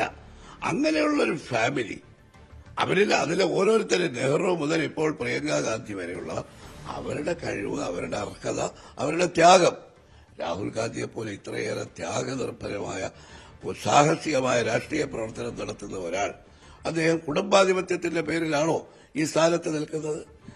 ജന്മാവകാശമായിട്ടാണോ നിൽക്കുന്നത്? അതാണ് ഞാൻ ചോദ്യം ചെയ്തത്. അല്ല, അപ്പോൾ തന്നെ അങ്ങനെ പറയുമ്പോൾ തന്നെ തരൂരിനോട് ഈ കാര്യങ്ങൾ മാധ്യമങ്ങൾ പിന്നീട് ആരാഞ്ഞപ്പോൾ അദ്ദേഹം ഗാന്ധി കുടുംബത്തെപ്പറ്റി നേരിട്ടൊരു പരാമർശവും ഞാൻ വായിക്കണോ? ഇതാ റിപ്പോർട്ട്. നിങ്ങൾ മാധ്യമപ്രവർത്തകരല്ലേ, നിങ്ങളോട് ഞാൻ വായിച്ചു കേൾപ്പിച്ചു. ഇതിന്റെ അർത്ഥം എന്താ? ഇംഗ്ലീഷ് വായിച്ചാൽ അദ്ദേഹത്തെ അത്ര പാണ്ഡിത്യമൊന്നുമില്ല, പക്ഷേ ഇംഗ്ലീഷ് വായിച്ചാൽ എനിക്ക് മനസ്സിലാവും. വളരെ ക്ലിയർ ആയിട്ട് അദ്ദേഹം പറഞ്ഞിട്ടുണ്ടല്ലോ. തരൂർ സെറ്റ് ഫോർ ഡിക്കേഡ്സ്, നോക്കൂ, the family has towered over politics. He said the influence of Nehru-Gandhi dynasty, including independent India's first Prime Minister Nehru, PMs Indira Gandhi and Rajiv, and current opposition leader Rahul Gandhi and Priyanka Gandhi, is bound up with the history of India's struggle for freedom. എന്നിട്ട് ഒന്ന് പറയുന്നതെന്നറിയാം, ചെറിയ അക്ഷരമായതുകൊണ്ട് but it has also cemented the idea that the political leadership can be the birthright. ഇതിൽ പറഞ്ഞിരിക്കുന്നത് അദ്ദേഹം അവർ ഉദ്ദേശിച്ചല്ലേ? അദ്ദേഹം ഇത് വായിച്ചിട്ടുണ്ടാവില്ല. അദ്ദേഹം എഴുതിയത് ലേഖനമാണ്, നോട്ട് സ്പീച്ച്. ഈ റിട്ടൺ ആൻ ആർട്ടിക്കിൾ. അതാണ് ഞാൻ. അപ്പോൾ നെഹ്റു ഫാമിലിയെ ഡൈനാസ്റ്റിയാണ് അതിലെ ഓരോരുത്തരും എന്ന് പറയുമ്പോൾ ഞാനൊരു കാര്യമേ പറഞ്ഞുള്ളൂ. നെഹ്റു കുടുംബത്തിന്റെ ഔദാര്യത്തിലാണ് അദ്ദേഹം രാഷ്ട്രീയത്തിലേക്ക് വന്നത്. അവരുടെ ഔദാര്യത്തിലാണ് അദ്ദേഹം ഇന്ന് വഹിക്കുന്ന എല്ലാ സ്ഥാനങ്ങളിലും എത്തിയത്. അങ്ങനെ ഒരാൾ നെഹ്റു കുടുംബത്തെ കുറിച്ച് ഇതുപോലെ അത് എന്താണ് കുടുംബാധിപത്യമാണ് നേതൃത്വത്തിലുള്ളവരെ എന്ന് പറഞ്ഞത് ശരിയായില്ല. മാത്രമല്ല, ഞാനൊരു കാര്യം പറയട്ടെ, കോൺഗ്രസിന്റെ അത്യുന്നത സമിതിയിലെ അംഗമല്ലേ അദ്ദേഹം രാഷ്ട്രീയക്കാരൻ, സാഹിത്യകാരൻ, ബുദ്ധിജീവിയൊക്കെ ആയിരിക്കാം. പക്ഷേ സ്വതന്ത്രമായ അഭിപ്രായം പറയാൻ അദ്ദേഹത്തിന് അവകാശം വേണമെങ്കിൽ, സ്വാതന്ത്ര്യം വേണമെങ്കിൽ ആദ്യം ചെയ്യേണ്ടത് കോൺഗ്രസിന്റെ ഹയസ്റ്റ് പോളിസി മേക്കിംഗ് ബോഡിയിൽ നിന്ന് അദ്ദേഹം രാജിവെച്ച് മാറി നിൽക്കണം. അപ്പൊ അദ്ദേഹത്തിനെതിരെ ഈ തുടർച്ചയായിട്ട് ഇങ്ങനെ പ്രസ്താവനകൾ നടത്തുമ്പോഴും അദ്ദേഹത്തിനെതിരെ നടപടി എടുക്കാൻ ദേശീയ നേതൃത്വത്തിന് കഴിയാ AICC ആണ്. ഞങ്ങൾ അത് എന്നെ പോലുള്ള ആളുകൾ AICC മെമ്പർമാരാ, ലീഡർഷിപ്പ്. ഒന്നുകൂടി പറയട്ടെ, അത് കഴിഞ്ഞ് അദ്ദേഹം LK അദ്വാനിയെ കുറിച്ച് ആരോ എന്തോ മോശം പറഞ്ഞിട്ട് ബർത്ത്ഡേ ആശംസിച്ചപ്പോൾ ഒരു മെസ്സേജ് കൊടുത്തതിൽ അദ്ദേഹത്തെക്കുറിച്ച് മോശമായി പറഞ്ഞതിന് അദ്ദേഹം ആരെയാ എന്തിനോടാ ഉപദേശിച്ചത്? ഇന്ദിരാഗാന്ധി ആൻഡ് നെഹ്റുവിന്റെ ചൈനീസ് ആക്രമണവും ഇന്ദിരാഗാന്ധിയുടെ ഏതാണ് ബംഗ്ലാദേശോ, ഈ രണ്ട് കാര്യങ്ങൾ. അപ്പോ അദ്വാനിയെ അദ്ദേഹത്തിനെ പുകഴ്ത്താൻ അദ്ദേഹം ഇകഴ്ത്തിയത് നെഹ്റുവിനെയും ഗാന്ധി, ഇത് രണ്ടും ഇന്ദിരാഗാന്ധി. അത് വന്നപ്പോഴാണ് ഞാൻ പറഞ്ഞത്, പിന്നെ ശശി തരൂർ തുടർച്ചയായി ഇങ്ങനെ നെഹ്റു ഫാമിലിയെ, കോൺഗ്രസ് ലീഡർഷിപ്പിനെ ഒക്കെ എതിർത്തുകൊണ്ട് പറയുന്നുണ്ട്. അദ്ദേഹത്തിന്റേതായ കാരണങ്ങളുണ്ടാവും, ഞങ്ങൾക്കാർക്കും ആ കാരണം അറിയില്ല. അത് എന്ത് കാരണത്തിന്റെ പേരിലായാലും പാർട്ടി ഡിസിപ്ലിൻ എല്ലാവർക്കും ബാധകമല്ലേ. അതൊരു കോൺഗ്രസ് വിടുമെന്ന് തോന്നുന്നുണ്ടോ? അതല്ല അദ്ദേഹമാണ് തീരുമാനിക്കേണ്ടത്. കോൺഗ്രസ് വിടുന്നതിനേക്കാൾ മാരകമായിട്ടുള്ള ഒരു വിമർശനമല്ലേ. കോൺഗ്രസിനകത്ത് നിന്നുകൊണ്ട് കോൺഗ്രസിന്റെ പോളിസീസിനെ എതിർക്കുക, കോൺഗ്രസിന്റെ നേതൃത്വത്തെ എതിർക്കുക. കോൺഗ്രസ് ഈ ഏറ്റവും ശക്തിയായ ആയുധമല്ലേ BJP മോഡിയും കോൺഗ്രസിനെതിരായി ഉപയോഗിക്കുന്ന കുടുംബാധിപത്യം എന്ന വിമർശനം. അതേ ആയുധമെടുത്ത് ശ്രീ ശശി തരൂരിനെ പോലൊരാൾ ഉപയോഗിക്കുമ്പോൾ എനിക്ക് എന്നെ സംബന്ധിച്ച് രണ്ട് കപ്പാസിറ്റി. ഞാൻ KPCC പ്രസിഡന്റായിരുന്ന ആളാണ്. പക്ഷേ പാർട്ടി ലീഡർഷിപ്പ് അതിനെക്കുറിച്ച് റിയാക്ട് ചെയ്ത് കഴിയും. പക്ഷെ ഞാൻ റിയാക്ട് ചെയ്തത് കഴിഞ്ഞ 45 വർഷമായി നെഹ്റു സെന്ററിന്റെ പ്രസിഡന്റ്, ചെയർമാൻ എന്ന നിലയിൽ പ്രവർത്തിക്കുന്ന ആളാണ്. ജവഹർലാൽ നെഹ്റുവിനെ BJP നടത്തുന്നത് ഒരു പ്രചരണം ആര് നടത്തിയാലും ഞാൻ നെഹ്റുവിന്റെ ഒരു ആരാധകനാണ്. ഗാന്ധിജിയും നെഹ്റുവിനെയാണ് ഞങ്ങളെല്ലാവരും റോൾ മോഡലായി രാഷ്ട്രീയത്തിൽ കണക്കാക്കുന്നത്. നെഹ്റുവിന്റെ ഒരു ആരാധകൻ എന്ന നിലയ്ക്ക് നെഹ്റുവിനെതിരായ വരുന്ന വിമർശനം കഴിഞ്ഞ കാലങ്ങളിലില്ല. നിങ്ങൾ തിരുവനന്തപുരത്തെ പഴയ സംഭവങ്ങളൊന്നും ആലോചിച്ച് നോക്കും. തീൻമൂർത്തി ഭവൻ പ്രൈം മിനിസ്റ്റേഴ്സ് ഭവനാക്കിയപ്പോൾ ഞങ്ങളിവിടെ രക്തസാക്ഷി മണ്ഡപത്തിന്റെ മുമ്പിൽ എല്ലാവരും ഈ ശശി തരൂർ 3 കൊല്ലം മുമ്പ് നെഹ്റു സെന്ററിൽ വന്ന് സംസാരിച്ചു. അദ്ദേഹം വന്ന് സംസാരിച്ചപ്പോൾ ഞങ്ങൾ പറഞ്ഞു, നെഹ്റുവിനെതിരായിട്ടുള്ള എല്ലാ ക്യാമ്പയിനും നമ്മൾ പ്രതിരോധിക്കണം. അദ്ദേഹം ഞങ്ങളോട് പ്രതിരോധിക്കാൻ പറഞ്ഞ ആളാണ്. ഇപ്പോ ഞാൻ വേറെ അഭിപ്രായമൊന്നും പറഞ്ഞില്ല. അദ്ദേഹം കോൺഗ്രസിന്റെ അത്യുന്നത സമിതിയിൽ ഇരുന്നുകൊണ്ട് ഇങ്ങനെ BJPയുടെ പ്രചരണം ആവർത്തിക്കേണ്ടത് ശരിയല്ല. അതിന്റെ ഒരു ഏറ്റവും നല്ലൊരു പാരമ്പര്യം എന്ന് പറയുന്നത് അദ്ദേഹം വർക്കിംഗ് കമ്മിറ്റിയിൽ നിന്ന് മാറി നിൽക്കാം. അദ്ദേഹം MP ആണ്. അദ്ദേഹം MP സ്ഥാനം രാജിവെക്കണമെന്നൊന്നും ഞാൻ പറഞ്ഞില്ല. ജനങ്ങൾ തെരഞ്ഞെടുത്തതാണ്. ഇനി വീണ്ടും ജനങ്ങളുടെ അടുക്കലേക്ക് പോകുമ്പോൾ ഇത്തരം കാര്യങ്ങൾക്ക് ജനങ്ങൾ റിയാക്ട് ചെയ്തോളും. പക്ഷെ ഇപ്പോൾ കോൺഗ്രസിന്റെ ഹയസ്റ്റ് ബോർഡ് MM ഹസനാണ് തരൂരിനെതിരെ ആഞ്ഞടിച്ചത്. ആദ്യം പ്രവർത്തക സമിതി അംഗത്വം രാജിവെക്കട്ടെ, എന്നിട്ട് വേണം സ്വതന്ത്രമായ അഭിപ്രായങ്ങൾ പറയാൻ, പ്രത്യേകിച്ചും നെഹ്റു കുടുംബത്തെക്കുറിച്ചും മറ്റും എന്ന് ഹസൻ പറയുകയാണ്. ഇടവേളയ്ക്ക് ശേഷം രാവിലെ തുടരും.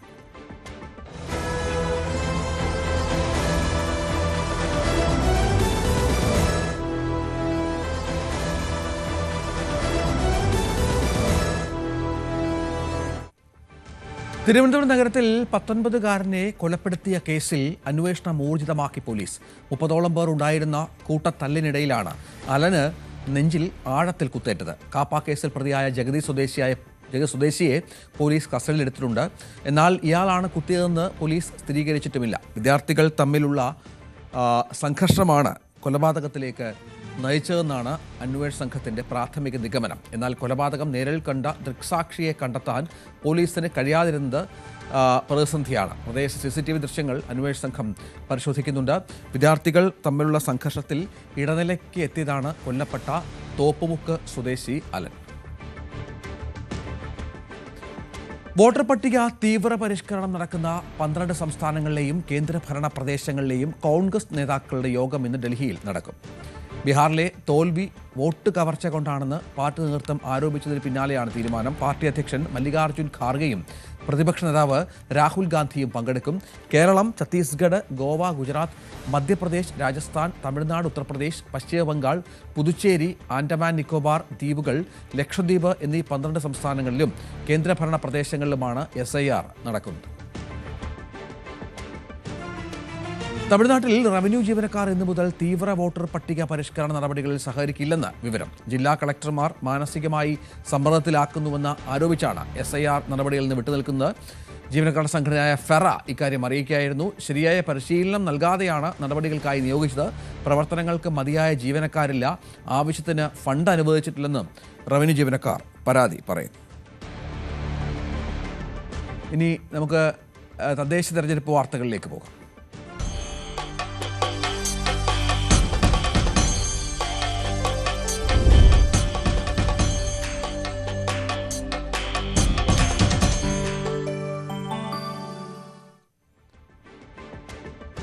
വോട്ടർ പട്ടികയിൽ നിന്ന് പേരൊഴിവാക്കപ്പെട്ട തിരുവനന്തപുരം മുട്ടട വാർഡിലെ സ്ഥാനാർത്ഥി വൈഷ്ണ സുരേഷ് ഇന്ന് ജില്ലാ കളക്ടർക്ക് മുൻപാകെ ഹിയറിംഗിന് ഹാജരാകും. ഹൈക്കോടതിയിൽ നിന്ന് കഴിഞ്ഞ ദിവസം വൈഷ്ണയ്ക്ക് അനുകൂലമായ പരാമർശങ്ങൾ ഉണ്ടായിരുന്നു. വ്യാഴാഴ്ചയ്ക്ക് മുൻപ് ജില്ലാ കളക്ടർ വിഷയത്തിൽ തീരുമാനമെടുക്കണം എന്നാണ് ഹൈക്കോടതിയുടെ നിർദ്ദേശം. ഈ പശ്ചാത്തലത്തിൽ ഭരണാധികാരി കൂടിയായ കളക്ടർ അനുകൂല തീരുമാനമെടുക്കുമെന്ന പ്രതീക്ഷയിലാണ് കോൺഗ്രസ് ക്യാമ്പ്. കോടതി അനുകൂല നിലപാടെടുത്തതിന് പിന്നാലെ മുട്ടട വാർഡിൽ വൈഷ്ണ സുരേഷ് പ്രചാരണം പുനരാരംഭിച്ചിരുന്നു. പാലക്കാട് നഗരസഭയിലെ സ്ഥാനാർത്ഥികളെ തീരുമാനിച്ചതിൽ UDFിലും BJPയിലും പൊട്ടിത്തെറി. സീറ്റ് ലഭിക്കാത്തതിൽ പ്രതിഷേധിച്ച് രാജ്യഭീഷണിയുമായി കോൺഗ്രസ് ബ്ലോക്ക് മണ്ഡലം ഭാരവാഹികൾ രംഗത്ത് വന്നു. BJP സ്ഥാനാർത്ഥി പട്ടികയിൽ നിന്ന് നിലവിലെ നഗരസഭാ ചെയർപേഴ്സൺ പ്രമീള ശശിധരനെയും മുതിർന്ന നേതാവ് N ശിവരാജനെയും ഒഴിവാക്കി. RSS നേതൃത്വത്തിന് പരാതി നൽകിയിട്ടും N ശിവരാജനെ പരിഗണിച്ചില്ല. അതേസമയം കൃഷ്ണകുമാറിന്റെ ഭാര്യ മിനി കൃഷ്ണകുമാറിന് വീണ്ടും സീറ്റ് നൽകി. കോൺഗ്രസ് 30 സീറ്റിൽ സ്ഥാനാർത്ഥികളെ പ്രഖ്യാപിച്ചു. സ്ഥാനാർത്ഥികളായി പരിഗണിക്കാത്തതിൽ പ്രതിഷേധിച്ച് കോൺഗ്രസ് ബ്ലോക്ക് മണ്ഡലം ഭാരവാഹികൾ DCCക്ക് രാജിക്കത്തും നൽകിയിട്ടുണ്ട്. പാലക്കാട് ബ്ലോക്ക് കോൺഗ്രസ് പ്രസിഡന്റും 4 മണ്ഡലം പ്രസിഡന്റുമാരുമാണ് രാജിക്കത്ത് നൽകിയത്. ഷാഫി പക്ഷത്തുള്ള ഭാരവാഹികളാണ് രാജി ഭീഷണിയുമായി എത്തിയത്. പ്രസിഡന്റുമാരെ സ്ഥാനാർത്ഥികളായി പരിഗണിക്കേണ്ടെന്നാണ് VK ശ്രീകണ്ഠന്റെയും A തങ്കപ്പന്റെയും തീരുമാനം. തദ്ദേശ തെരഞ്ഞെടുപ്പിൽ പ്രതിഷേധവുമായി കൊച്ചി ആലുവയിലെ സിൽവർ ലൈൻ ഇരകൾ. പദ്ധതിയുടെ നിലവിലെ സ്ഥിതി സംബന്ധിച്ച് മുഖ്യമന്ത്രി വ്യക്തത വരുത്തണമെന്നാണ് ഇവരുടെ ആവശ്യം. ഇല്ലെങ്കിൽ സർക്കാരിനെതിരായ വിധേയത്താകുമെന്നും സംസ്ഥാന വ്യാപകമായി പ്രചാരണത്തിറങ്ങുമെന്നും ഇവർ മുന്നറിയിപ്പ് നൽകുന്നു. തദ്ദേശ തെരഞ്ഞെടുപ്പിൽ കേരളയിൽ സിൽവർ ലൈൻ പദ്ധതിയും വീണ്ടും ചർച്ചയാകുന്നു എന്നതാണ്. അതിന് സംബന്ധിയായ കാര്യങ്ങളിൽ വലിയ രീതിയിലുള്ള മുന്നോട്ട് പോക്കോ കാര്യങ്ങളോ ഒന്നും ഉണ്ടായിട്ടില്ലെങ്കിലും ഇതുവരെ ആ പദ്ധതി ഉപേക്ഷിച്ചിട്ടില്ല. ഇപ്പോഴുള്ള ഒരു ആശങ്ക എന്ന് പറയുന്നത് ഈ പ്രദേശത്തുള്ളവർക്ക്, അതായത് ഈ പദ്ധതിയുടെ ഭാഗമായി ആ കല്ലിട്ട് പോയ ആ പ്രദേശത്തുള്ളവർക്ക് ഇപ്പോഴും ആ ഭൂമി അവരുടേതെന്ന രീതിയിൽ ഉപയോഗപ്പെടുത്താനൊന്നും കഴിയാത്ത അവസ്ഥയിലാണ്. അതൊരു ഫ്രീസ് ചെയ്തിരിക്കുന്ന രീതിയിലേക്ക് വരുന്നു എന്നതാണ്. ആ പ്രദേശത്തുള്ളവരുടെ ആ ദുരിതങ്ങളിൽ നിന്ന് തങ്ങൾക്ക് അത് ബാങ്ക് വായ്പയ്ക്കോ മറ്റോ ഉദകരിക്കാത്ത രീതിയിലേക്ക് അത് മാറിയിരിക്കുന്നു. പല ആവശ്യങ്ങളും അവരുടേത് നിരാകരിക്കപ്പെടുന്നു ബാങ്കുകൾക്ക് മുന്നിൽ നിന്ന്. അപ്പോൾ ആ ഒരു അനിശ്ചിതത്വം ഇപ്പോഴും തുടരുക തന്നെ ചെയ്യുന്നുണ്ട്. തെരഞ്ഞെടുപ്പാകുമ്പോഴൊക്കെ അവർക്കും രാഷ്ട്രീയമായിട്ട് പലതും പറയാനുണ്ട്. എന്താണ് അവരുടെ നിലപാട് എന്നത് സംബന്ധിയായ കാര്യങ്ങളിൽ നമ്മളുള്ളത് ഇവിടെ ആലുവ കീഴ്മാടുള്ള ഈ പ്രദേശത്താണ്. സിൽവർ ലൈൻ കടന്നു പോകുന്ന ഭാഗത്താണ്. ഇവരെല്ലാം സമരസമിതിയുടെ ഭാഗമായിരുന്നു. ഇപ്പോഴും അവർ ആ നിലപാടുകളിൽ തന്നെ നിൽക്കുകയും ചെയ്യുന്നുണ്ട്. ഒരു തെരഞ്ഞെടുപ്പ് കൂടി എത്തുമ്പോൾ നിങ്ങൾക്ക് എന്താണ് ഇതുമായി ബന്ധപ്പെട്ടുകൊണ്ട് പറയാനുള്ളത്? ഏതെങ്കിലും രീതിയിലൊരു രാഷ്ട്രീയ പ്രഖ്യാപനമോ കാര്യങ്ങളോ എന്തെങ്കിലും തന്നെയുണ്ടോ? പ്രത്യേക രാഷ്ട്രീയ പ്രഖ്യാപനങ്ങളൊന്നും തന്നെ ഇല്ല. ഈ സമരത്തിൽ കക്ഷി രാഷ്ട്രീയത്തിന് അതീതമായിട്ട് എല്ലാവരും ഉണ്ട്. ഇത്ര ലക്ഷക്കണക്കിന് ജനങ്ങളെ കുടിയൊഴിപ്പിക്കുന്ന, പാരിസ്ഥിതികമായി ഇത്തരം നമ്മുടെ നാടിനെ തകർത്ത് കളയുന്ന ഈ പദ്ധതി ഉപേക്ഷിച്ച നിലയിലാണെന്ന് പറയുമ്പോഴും ചുമ്മാ ഒരു സമാധാനം മാത്രമേ ഉള്ളൂ. അത് തീർച്ചയായിട്ടും ഈ പദ്ധതി നിലവിലിപ്പോഴും സർക്കാരിൻ്റെ ഭാഗത്ത് ആക്റ്റീവായിട്ട് തന്നെ നിലനിൽക്കുന്നത്. അവർ പദ്ധതിയുടെ പേര് മാറ്റി പുതിയ പദ്ധതിയായി കൊണ്ടുവരാമെന്നും പറയുന്നുണ്ട്. ഇതിനകത്ത് ഇരകളാക്കപ്പെടുന്നവർ കാസർഗോഡ് മുതൽ തിരുവനന്തപുരം വരെയുള്ള ഈ അലൈൻമെൻറ്റ് കടന്നു പോകുന്ന ഭാഗത്തുള്ള ജനങ്ങളാണ്. ഞങ്ങൾക്ക് ഈ സ്ഥലത്തിന് ഇപ്പോൾ ഒരു ചതുപ്പ് നിലത്തിൻ്റെ വില പോലും ഇല്ല. കാരണം ഏതെങ്കിലും റിയൽ എസ്റ്റേറ്റ് അവർ വന്നു കഴിയുമ്പോഴും ഇത് അലൈൻമെൻറ്റ് കടന്നു പോകുന്ന ഭാഗമല്ലേ, അല്ലെങ്കിൽ ഒരു ലോൺ എടുക്കാനോ ഒന്നും ഒരു വാല്യൂ ഇല്ലാത്ത സ്ഥലമായി ഇത്രയും കണ്ണായ ഈ സ്ഥലം മാറിയിരിക്കുകയാണ്. നിങ്ങൾക്ക് കാണാം ഇത്രയും ജനങ്ങൾ തിങ്ങിപ്പാർക്കുന്നൊരിടം. ഇവിടെ നിന്ന് ഞങ്ങൾക്ക് കോമ്പൻസേഷൻ തന്ന് പോയാലും ഞങ്ങൾ എങ്ങോട്ടേക്ക് പോകും? കുടിവെള്ള പ്രശ്നങ്ങൾ, ഇവിടെ കുടിയൊഴിപ്പിക്കപ്പെടുന്നവരെക്കാൾ ഇവിടെ പിന്നീട് അവശേഷിക്കുന്ന ജനങ്ങളാണ് പ്രശ്നത്തിൽ വരുന്നത്. കാരണം പാരിസ്ഥിതികമായിട്ട് ഇത് കുടിവെള്ള പ്രശ്നം ഉണ്ടാക്കും, പിന്നെ കാലാവസ്ഥയിൽ ഒരുപാട് പ്രശ്നങ്ങൾ ഉണ്ടാക്കും, പിന്നെ അതിനിടയിൽ ഈ തെരഞ്ഞെടുപ്പ് വരുമ്പോൾ ഇതുമായി ബന്ധപ്പെടുത്തി എന്താ പറയാനുള്ളത്? വോട്ട് ചെയ്യാൻ നിൽക്കുമ്പോൾ നിങ്ങൾക്ക് ഒരു രാഷ്ട്രീയവും കാര്യങ്ങളൊക്കെ ഉണ്ടാവുമല്ലോ, എന്താണത്? രാഷ്ട്രീയം എന്ന് പറഞ്ഞാൽ ഞങ്ങൾ ഇടതുപക്ഷ സർക്കാരിനോട് ഒപ്പം നിന്നവരാണ്. പക്ഷേ ഈ ഒരു പദ്ധതി വന്നപ്പോൾ ഇത് ഇത്രയേറെ ജനങ്ങളെയും നമ്മുടെ നാടിനെയും ബുദ്ധിമുട്ടിക്കുന്നതാണെന്ന് കണ്ടപ്പോഴാണ് ആ പ്രസ്ഥാനത്തിൽ നിന്ന് തന്നെ മാറി നിൽക്കുന്നത്. പക്ഷെ പ്രത്യേക ഒരു രാഷ്ട്രീയ ലക്ഷ്യമല്ല ഇതിലുള്ളത്, അല്ലെങ്കിൽ ഒരു അധികാരത്തിന് വേണ്ടി നമുക്ക് തിരഞ്ഞെടുപ്പിനെ നേരിടാതൊന്നുമല്ല. ഞങ്ങളുടെ അതിജീവനത്തിന് വേണ്ടി ഈ സർക്കാരിനെതിരെ, അതായത് LDF പിണറായി സർക്കാരിനെതിരെ അതിശക്തമായ പോരാട്ടമാണ് ഞങ്ങൾ കേരളത്തിലുടനീളം സാധാരണക്കാരായ ജനങ്ങളാണ് ഇതിനുവേണ്ടി ഇറങ്ങിയിരിക്കുന്നത്. അത് ശക്തമായി തന്നെ ഞങ്ങൾ ജനകീയ സമിതി കേരളത്തിലുടനീളം സമരത്തിന് തന്നെ പ്രഖ്യാപിച്ചിട്ടുണ്ട്. സംസ്ഥാന നേതാക്കൾ തന്നെ തീരുമാനിച്ചിട്ടുള്ളതാണ്. അതിനോടൊപ്പം തന്നെയാണ് ഞങ്ങൾ നിൽക്കുന്നത്. അതിൽ പ്രത്യേക ഒരു രാഷ്ട്രീയമല്ല ഉള്ളത്. തീർച്ചയായിട്ടും മുഖ്യമന്ത്രിയോട് തന്നെയാണ് ഞങ്ങൾക്ക് പറയാനുള്ളത്. ഈ പദ്ധതി ഉപേക്ഷിച്ചു എന്ന് പറയുമ്പോൾ അത് നോട്ടിഫിക്കേഷനായിട്ട് ഇറക്കുക. അതിനുശേഷം ഇനി പുതിയ പദ്ധതികൾ കൊണ്ടുവരാൻ ശ്രമിക്കുമ്പോൾ അതിന് DPR വേണം, അതിൻ്റെ പഠനങ്ങൾ സാമൂഹിക ആഘാത പഠനം നടത്തണം. ഇതൊന്നും ഇല്ലാതെ ഈ പദ്ധതി ഇല്ല എന്ന് പറയുകയും ഈ പദ്ധതി ഉപേക്ഷിക്കാനുള്ള കാരണം ഓരോ ഇലക്ഷനുകളും ആയിരുന്നു. അതിൽ ദയനീയമായ പരാജയമാണ്. പക്ഷേ അത് വാക്കാൽ പറഞ്ഞിട്ട് കാര്യമില്ലല്ലോ. ഇപ്പോൾ മുഖ്യമന്ത്രി മൗനത്തിലാണ് കേരളിനെ കുറിച്ച്. അതെന്തുകൊണ്ട്? മൗനം വെടിഞ്ഞ് ഞങ്ങൾക്ക് വ്യക്തമായ ഉത്തരവും തന്നില്ലെങ്കിൽ ഈ വരുന്ന എല്ലാ തെരഞ്ഞെടുപ്പുകളിലും അതിൻ്റെ തിരിച്ചടി ഉണ്ടാകും. ഇതിനു മുൻപ് ഉണ്ടായിട്ടുള്ളതാണ്. നമുക്ക് തൃക്കാക്കര തിരഞ്ഞെടുപ്പ് മുതലെല്ലാം അറിയാവുന്നതാണല്ലോ. തീർച്ചയായിട്ടും ഞങ്ങൾക്ക് പ്രധാനമായിട്ട് പറയാനുള്ളത് ഇത് നോട്ടിഫിക്കേഷൻ ഇറക്കണം. ഇത് പദ്ധതി ഉപേക്ഷിച്ചു എന്ന് പറഞ്ഞിട്ട് നോട്ടിഫിക്കേഷൻ വന്നാൽ മാത്രമാണ് ഞങ്ങൾക്ക് ഇത് ഉപേക്ഷിച്ചു എന്നുള്ള പൂർണ്ണമായിട്ടും ഒരു ഉറപ്പാവുള്ളൂ. ഇത് ഉപേക്ഷിച്ചെന്നും പറയുന്നില്ല, ഉപേക്ഷിച്ചില്ല എന്നും പറയുന്നില്ല. അതാണ് ഇപ്പോഴത്തെ അവസ്ഥ. അത് ഇടയ്ക്കിടയ്ക്ക് പൊടിയട്ടി പല രൂപത്തിലേക്ക് ഈ പദ്ധതിയെ കൊണ്ടുവരാൻ ശ്രമിക്കുന്നുണ്ട് ഇപ്പോഴും. അപ്പോൾ അതുകൊണ്ട് തന്നെ ജനങ്ങൾ ആശങ്കയിലാണ് ജനങ്ങൾ. നമുക്ക് ഒരു വ്യക്തതയില്ല. നമ്മുടെ ഭൂമിക്ക് ഇപ്പോഴും ഒരു വില കിട്ടാത്ത അവസ്ഥയിലാണ്. വരുന്ന ആരെങ്കിലും ഇപ്പോൾ ഒരു പെണ്ണിനെ കെട്ടിരിക്കാനോ വേറെ എന്തെങ്കിലും ആവശ്യത്തിന് വേണ്ടിയിട്ട് വിൽക്കാൻ ശ്രമിച്ചാൽ പോലും ആൾക്കാർ വരുമ്പോൾ അത് ഭൂമി പദ്ധതി പ്രദേശമാണെന്നുള്ള രീതിയിൽ നിൽക്കുന്നതുകൊണ്ട് വരുന്നവർ വില കാണുന്നില്ല. അപ്പം അങ്ങനെ വരുമ്പോൾ ഇപ്പോൾ ഒരു സാധാരണക്കാരനൊരു ഭൂമി വിൽക്കാൻ പറ്റാത്ത അവസ്ഥയിലാണ്. അങ്ങനെ വരുമ്പോൾ ഇതിന് നോട്ടിഫിക്കേഷൻ ഇറങ്ങിയാലല്ലാതെ, അത് മാത്രമല്ല ഇതിപ്പോൾ ഒരുപാട് ആൾക്കാർക്കെതിരെ കേസ് എടുത്തിട്ടുണ്ട് ഗവൺമെൻറ്. ആ കേസുകൾ പിൻവലിക്കണമെന്നുണ്ടെങ്കിൽ ഈ നോട്ടിഫിക്കേഷൻ വന്നാൽ മാത്രമാണ് ഇത് കേസുകൾക്കും ഇതുണ്ടാവുള്ളൂ. കാര്യങ്ങളെല്ലാം തെരഞ്ഞെടുപ്പിലും പ്രതിഫലിക്കും. തീർച്ചയായിട്ടും ഉറപ്പാണ്. ജനങ്ങൾ അത്തരത്തിലാണ് ഇതിനെ കാണുന്നത്. കാരണം വെച്ചാൽ ഇതൊരു രാഷ്ട്രീയമായിട്ടല്ല ജനങ്ങൾ കാണുന്നത്. സ്വന്തം കടപ്പാടം പോകുന്ന ഒരു അവസ്ഥയിൽ ആരായാലും അത് പ്രതികരിക്കും. അത് അക്കാര്യത്തിൽ തർക്കമില്ല. ഈ സമരരംഗത്ത് വളരെ സജീവമായിട്ടാണ് എതിർപ്പൊക്കെ വന്നത്. ഞങ്ങളുടെ വീടിന്റെ അകത്ത് കയറി ഇത് വന്ന് കല്ല് ഞങ്ങൾ ഊരി പുറമ്പോക്ക് സ്ഥലമാണെന്ന് പറഞ്ഞ് ഇതിപ്പോൾ ഒരു പെങ്കൊച്ചുങ്ങൾക്ക് എന്തെങ്കിലും ഒരു കാര്യം വന്നാൽ ഞങ്ങൾക്ക് അത് നടത്താൻ പറ്റുമോ? ഇത് വിൽക്കാൻ പറ്റുമോ? വില പറയാൻ പറ്റുമോ? ഇനിയിപ്പോൾ എന്ത് പ്രശ്നമായാലും തന്നെ ഇത് ഒഴിവായി എന്ന് ഞങ്ങൾക്ക് രേഖ ഉൾപ്പെടുത്താണ്ട് ഞങ്ങൾ ഒരു കാൽച്ചോട് മുന്നോട്ട് വയ്ക്കൂല. വോട്ട് ചെയ്യൂല. വോട്ടും ചോദിച്ചിങ്ങോട്ട് വരെയും വേണ്ട. കർശനമായി ഞങ്ങൾ പറയണത്. ഞങ്ങൾക്ക് ഇതിപ്പോൾ കേസിൽ കിടക്കണമെന്ന് പറഞ്ഞാൽ അവർ വല്ലവരും മേടിക്കോ? വല്ലവരും വില കാണോ? വിൽക്കാൻ പറ്റുമോ? ഇത് ലോൺ എടുക്കാൻ പറ്റുമോ? ഞങ്ങളുടെ മക്കളെ കെട്ടിക്കാൻ നേരത്ത് ഞങ്ങൾ കിടന്ന് നെട്ടോട്ടും പെട്ടോട്ടും ഓടണ്ടേ? വ്യക്തത വരുത്തണം. വരുത്തിയതിന് ശേഷം ഞങ്ങൾക്ക് എന്താ വേണ്ടതെന്ന് ഞങ്ങൾ തീരുമാനിക്കും. അല്ലാതെ ഒരടി മുന്നോട്ട് ഇങ്ങോട്ട് വയ്ക്കണ്ടെന്ന് പറഞ്ഞു തരാം. എന്തേന്ന് പറഞ്ഞാൽ ഇത്ര നാൾ ഞങ്ങൾ എൻ്റെ ഹസ്ബൻഡ് ഗൾഫിലാണ്. ഗൾഫിൽ ഇത്ര നാളും അധ്വാനിച്ചുണ്ടാക്കിയ ഒരു വീടാണത്. അത് ഇത്രയും പെട്ടെന്ന് ഇങ്ങനെ ഒരു കേരളയിൽ പോകാമെന്ന് പറഞ്ഞിട്ടുണ്ടെങ്കിൽ ഭയങ്കര ഒരു ബുദ്ധിമുട്ട്. ഇനി ഞങ്ങൾക്ക് ഈ ജീവിതത്തിലൊരു വീട് അതുപോലെ ഉണ്ടാക്കാൻ പറ്റൂല. പിന്നെ എന്ന് പറഞ്ഞിട്ടുണ്ടെങ്കിൽ ഇപ്പം ഞങ്ങൾക്ക് കേരളയിൽ മക്കളിപ്പോൾ ഒരു ഇതൊക്കെ പഠിക്കാനായിട്ട് ഇപ്പോൾ കോളേജ് തലത്തിലൊക്കെ പോകാനായിട്ട് ഞങ്ങൾക്കിപ്പോൾ പൈസ ഇല്ല. ഇപ്പോൾ ഹസ്ബൻഡാണെങ്കിൽ ജോലിയൊക്കെ റിട്ടയർഡായിട്ടൊക്കെ വന്നിരിക്കുകയാണ്. അപ്പോൾ മക്കളെ പഠിപ്പിക്കാനായിട്ട് ഞങ്ങൾ വീട് വിൽക്കാൻ ശ്രമിച്ചിട്ട് ഞങ്ങൾക്ക് ഇന്ന് വരെ വീട് വിൽക്കാൻ പറ്റുന്നില്ല. കാരണം വന്ന് നോക്കുന്നവരൊക്കെ കേരളീൻ്റെ കുറ്റടിച്ച ഇതാണെന്ന് പറയണത്. അപ്പോൾ ഞങ്ങൾക്ക് ഇനി ഒരിക്കലും ഇത് വിൽക്കാനോ ഇതില്ലെങ്കിൽ ഇത് ഒരു കാര്യം പറ്റൂല. ഞങ്ങൾക്ക് വീട് ഉണ്ടാക്കാനോ പറ്റൂല. വോട്ട് എന്ന് പറഞ്ഞാൽ ഞങ്ങൾ തീരുമാനിച്ചിട്ടില്ല. കാരണം ഞങ്ങളുടെ ഇതൊക്കെ ഇങ്ങനെ കിടക്കുകയാണ്. ഇതൊക്കെ ശരിയായിട്ട് വരാണെങ്കിൽ തന്നെ മന്ത്രി ഒരു ഇത് പ്രഖ്യാപനം നടത്തുകയാണെങ്കിൽ മാത്രം ഞങ്ങൾ ഈ വോട്ടിൻ്റെ കാര്യം തീരുമാനിച്ചിട്ടുള്ളൂ. ഈ കടുത്ത ആശങ്ക ഇപ്പോഴും തന്നെ തുടരുന്നുണ്ട്.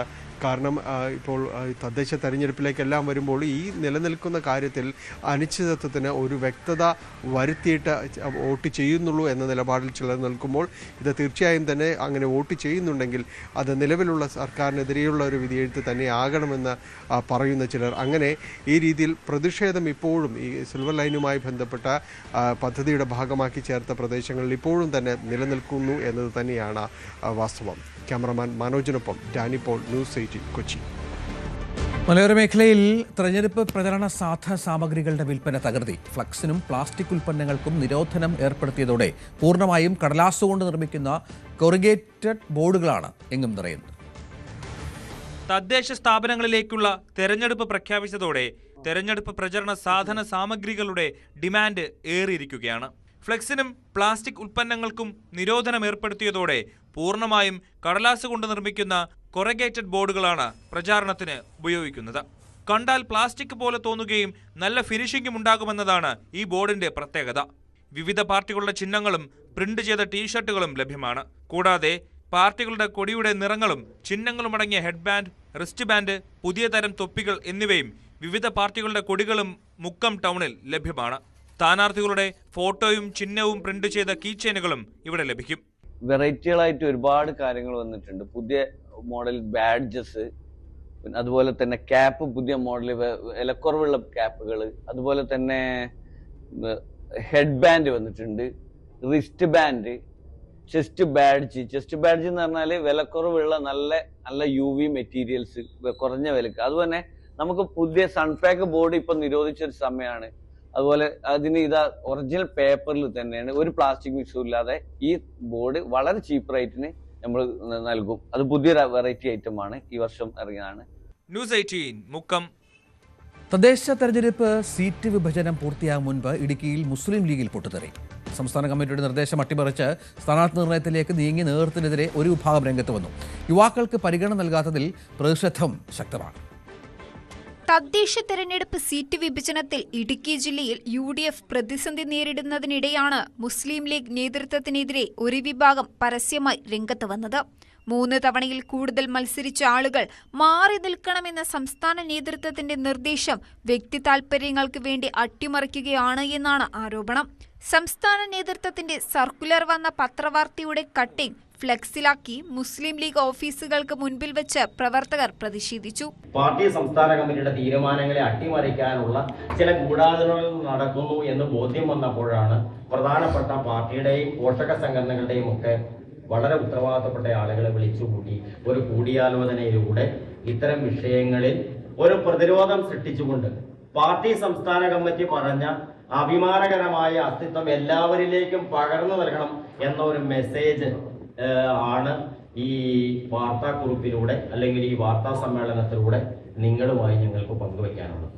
തൊടുപുഴ നഗരസഭ മുൻ അധ്യക്ഷന്മാരായ MA ഹരീദ്, സഫിയ ജബ്ബാർ എന്നിവരുടെ സ്ഥാനാർത്ഥിത്വത്തെ ചൊല്ലിയാണ് തർക്കം. ഇവർ തന്നെ വീണ്ടും തൊടുപുഴ നഗരസഭയിൽ തെരഞ്ഞെടുപ്പിൽ മത്സരിക്കുകയാണ് എങ്കിൽ വിമത സ്ഥാനാർത്ഥികളായി മുസ്ലിം ലീഗ് പ്രവർത്തകർ തന്നെ രംഗത്തുണ്ടാകുമെന്നും പ്രവർത്തകർ പറഞ്ഞു. എന്നാൽ പാർലമെന്ററി സമിതി യോഗം ചേർന്ന ശേഷം മാത്രമേ സ്ഥാനാർത്ഥികളെ പ്രഖ്യാപിക്കുകയുള്ളൂ എന്നും നിലവിലെ ആശങ്കയ്ക്ക് അടിസ്ഥാനമില്ല എന്നും ജില്ലാ നേതൃത്വം വ്യക്തമാക്കി. ന്യൂസ് 18 ഇടുക്കി.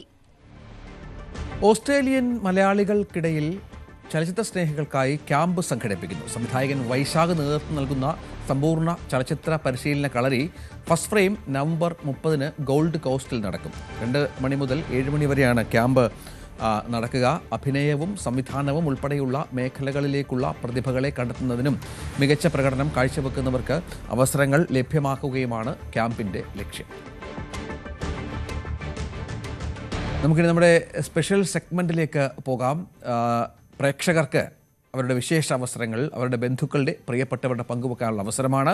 കൊല്ലം പെരുമണിലെ ഹരിനന്ദൻ്റെ ജന്മദിനമാണ് ഇന്ന്. ആശംസകൾ അറിയിക്കുന്നത് അച്ഛൻ, അമ്മ, ചേച്ചി, അമ്മുമ്മ, മറ്റ് ബന്ധുമിത്രാദികൾ എന്നിവരാണ്. ന്യൂസ് 18ൻ്റെയും എല്ലാ ആശംസ ഹരിനന്ദന് നേരുന്നു. കലിയൂർ സ്വദേശി ഗോകുൽ കൃഷ്ണയുടെ പിറന്നാളാണിന്ന്. ആശംസകൾ അറിയിക്കുന്നത് ഭാര്യ ആതിര ഗോകുൽ, മക്കൾ ഗാഥ, ഗ്രന്ഥ എന്നിവർ. കാട്ടാക്കട പന്നിയോട് സ്വദേശികളായ കിരൺ ഷീന ദമ്പതികളുടെ ഇരട്ടക്കുട്ടികളായ സാൻവിക എസ് കിരണും ഇന്ന് പിറന്നാൾ ആഘോഷിക്കുകയാണ്. ഇരട്ടക്കുട്ടികളാണ്, സുന്ദരി കുട്ടികളാണ്. അവർക്ക് എല്ലാ ആശംസകളും നേരുന്നു. ന്യൂസ് 18 ഡിജിറ്റൽ വിഭാഗത്തിലെ ഷഫീഖിൻ്റെ പിറന്നാളാണ് ഇന്ന്. ഈ ടെക്സ്റ്റിൽ ഷഫീഖിൻ്റെ വയസ്സ് രേഖപ്പെടുത്തിയിട്ടുണ്ട്. തൽക്കാലം അത് പറയുന്നില്ല. ഷഫീഖിന് എല്ലാ ആശംസകളും നേരുന്നു.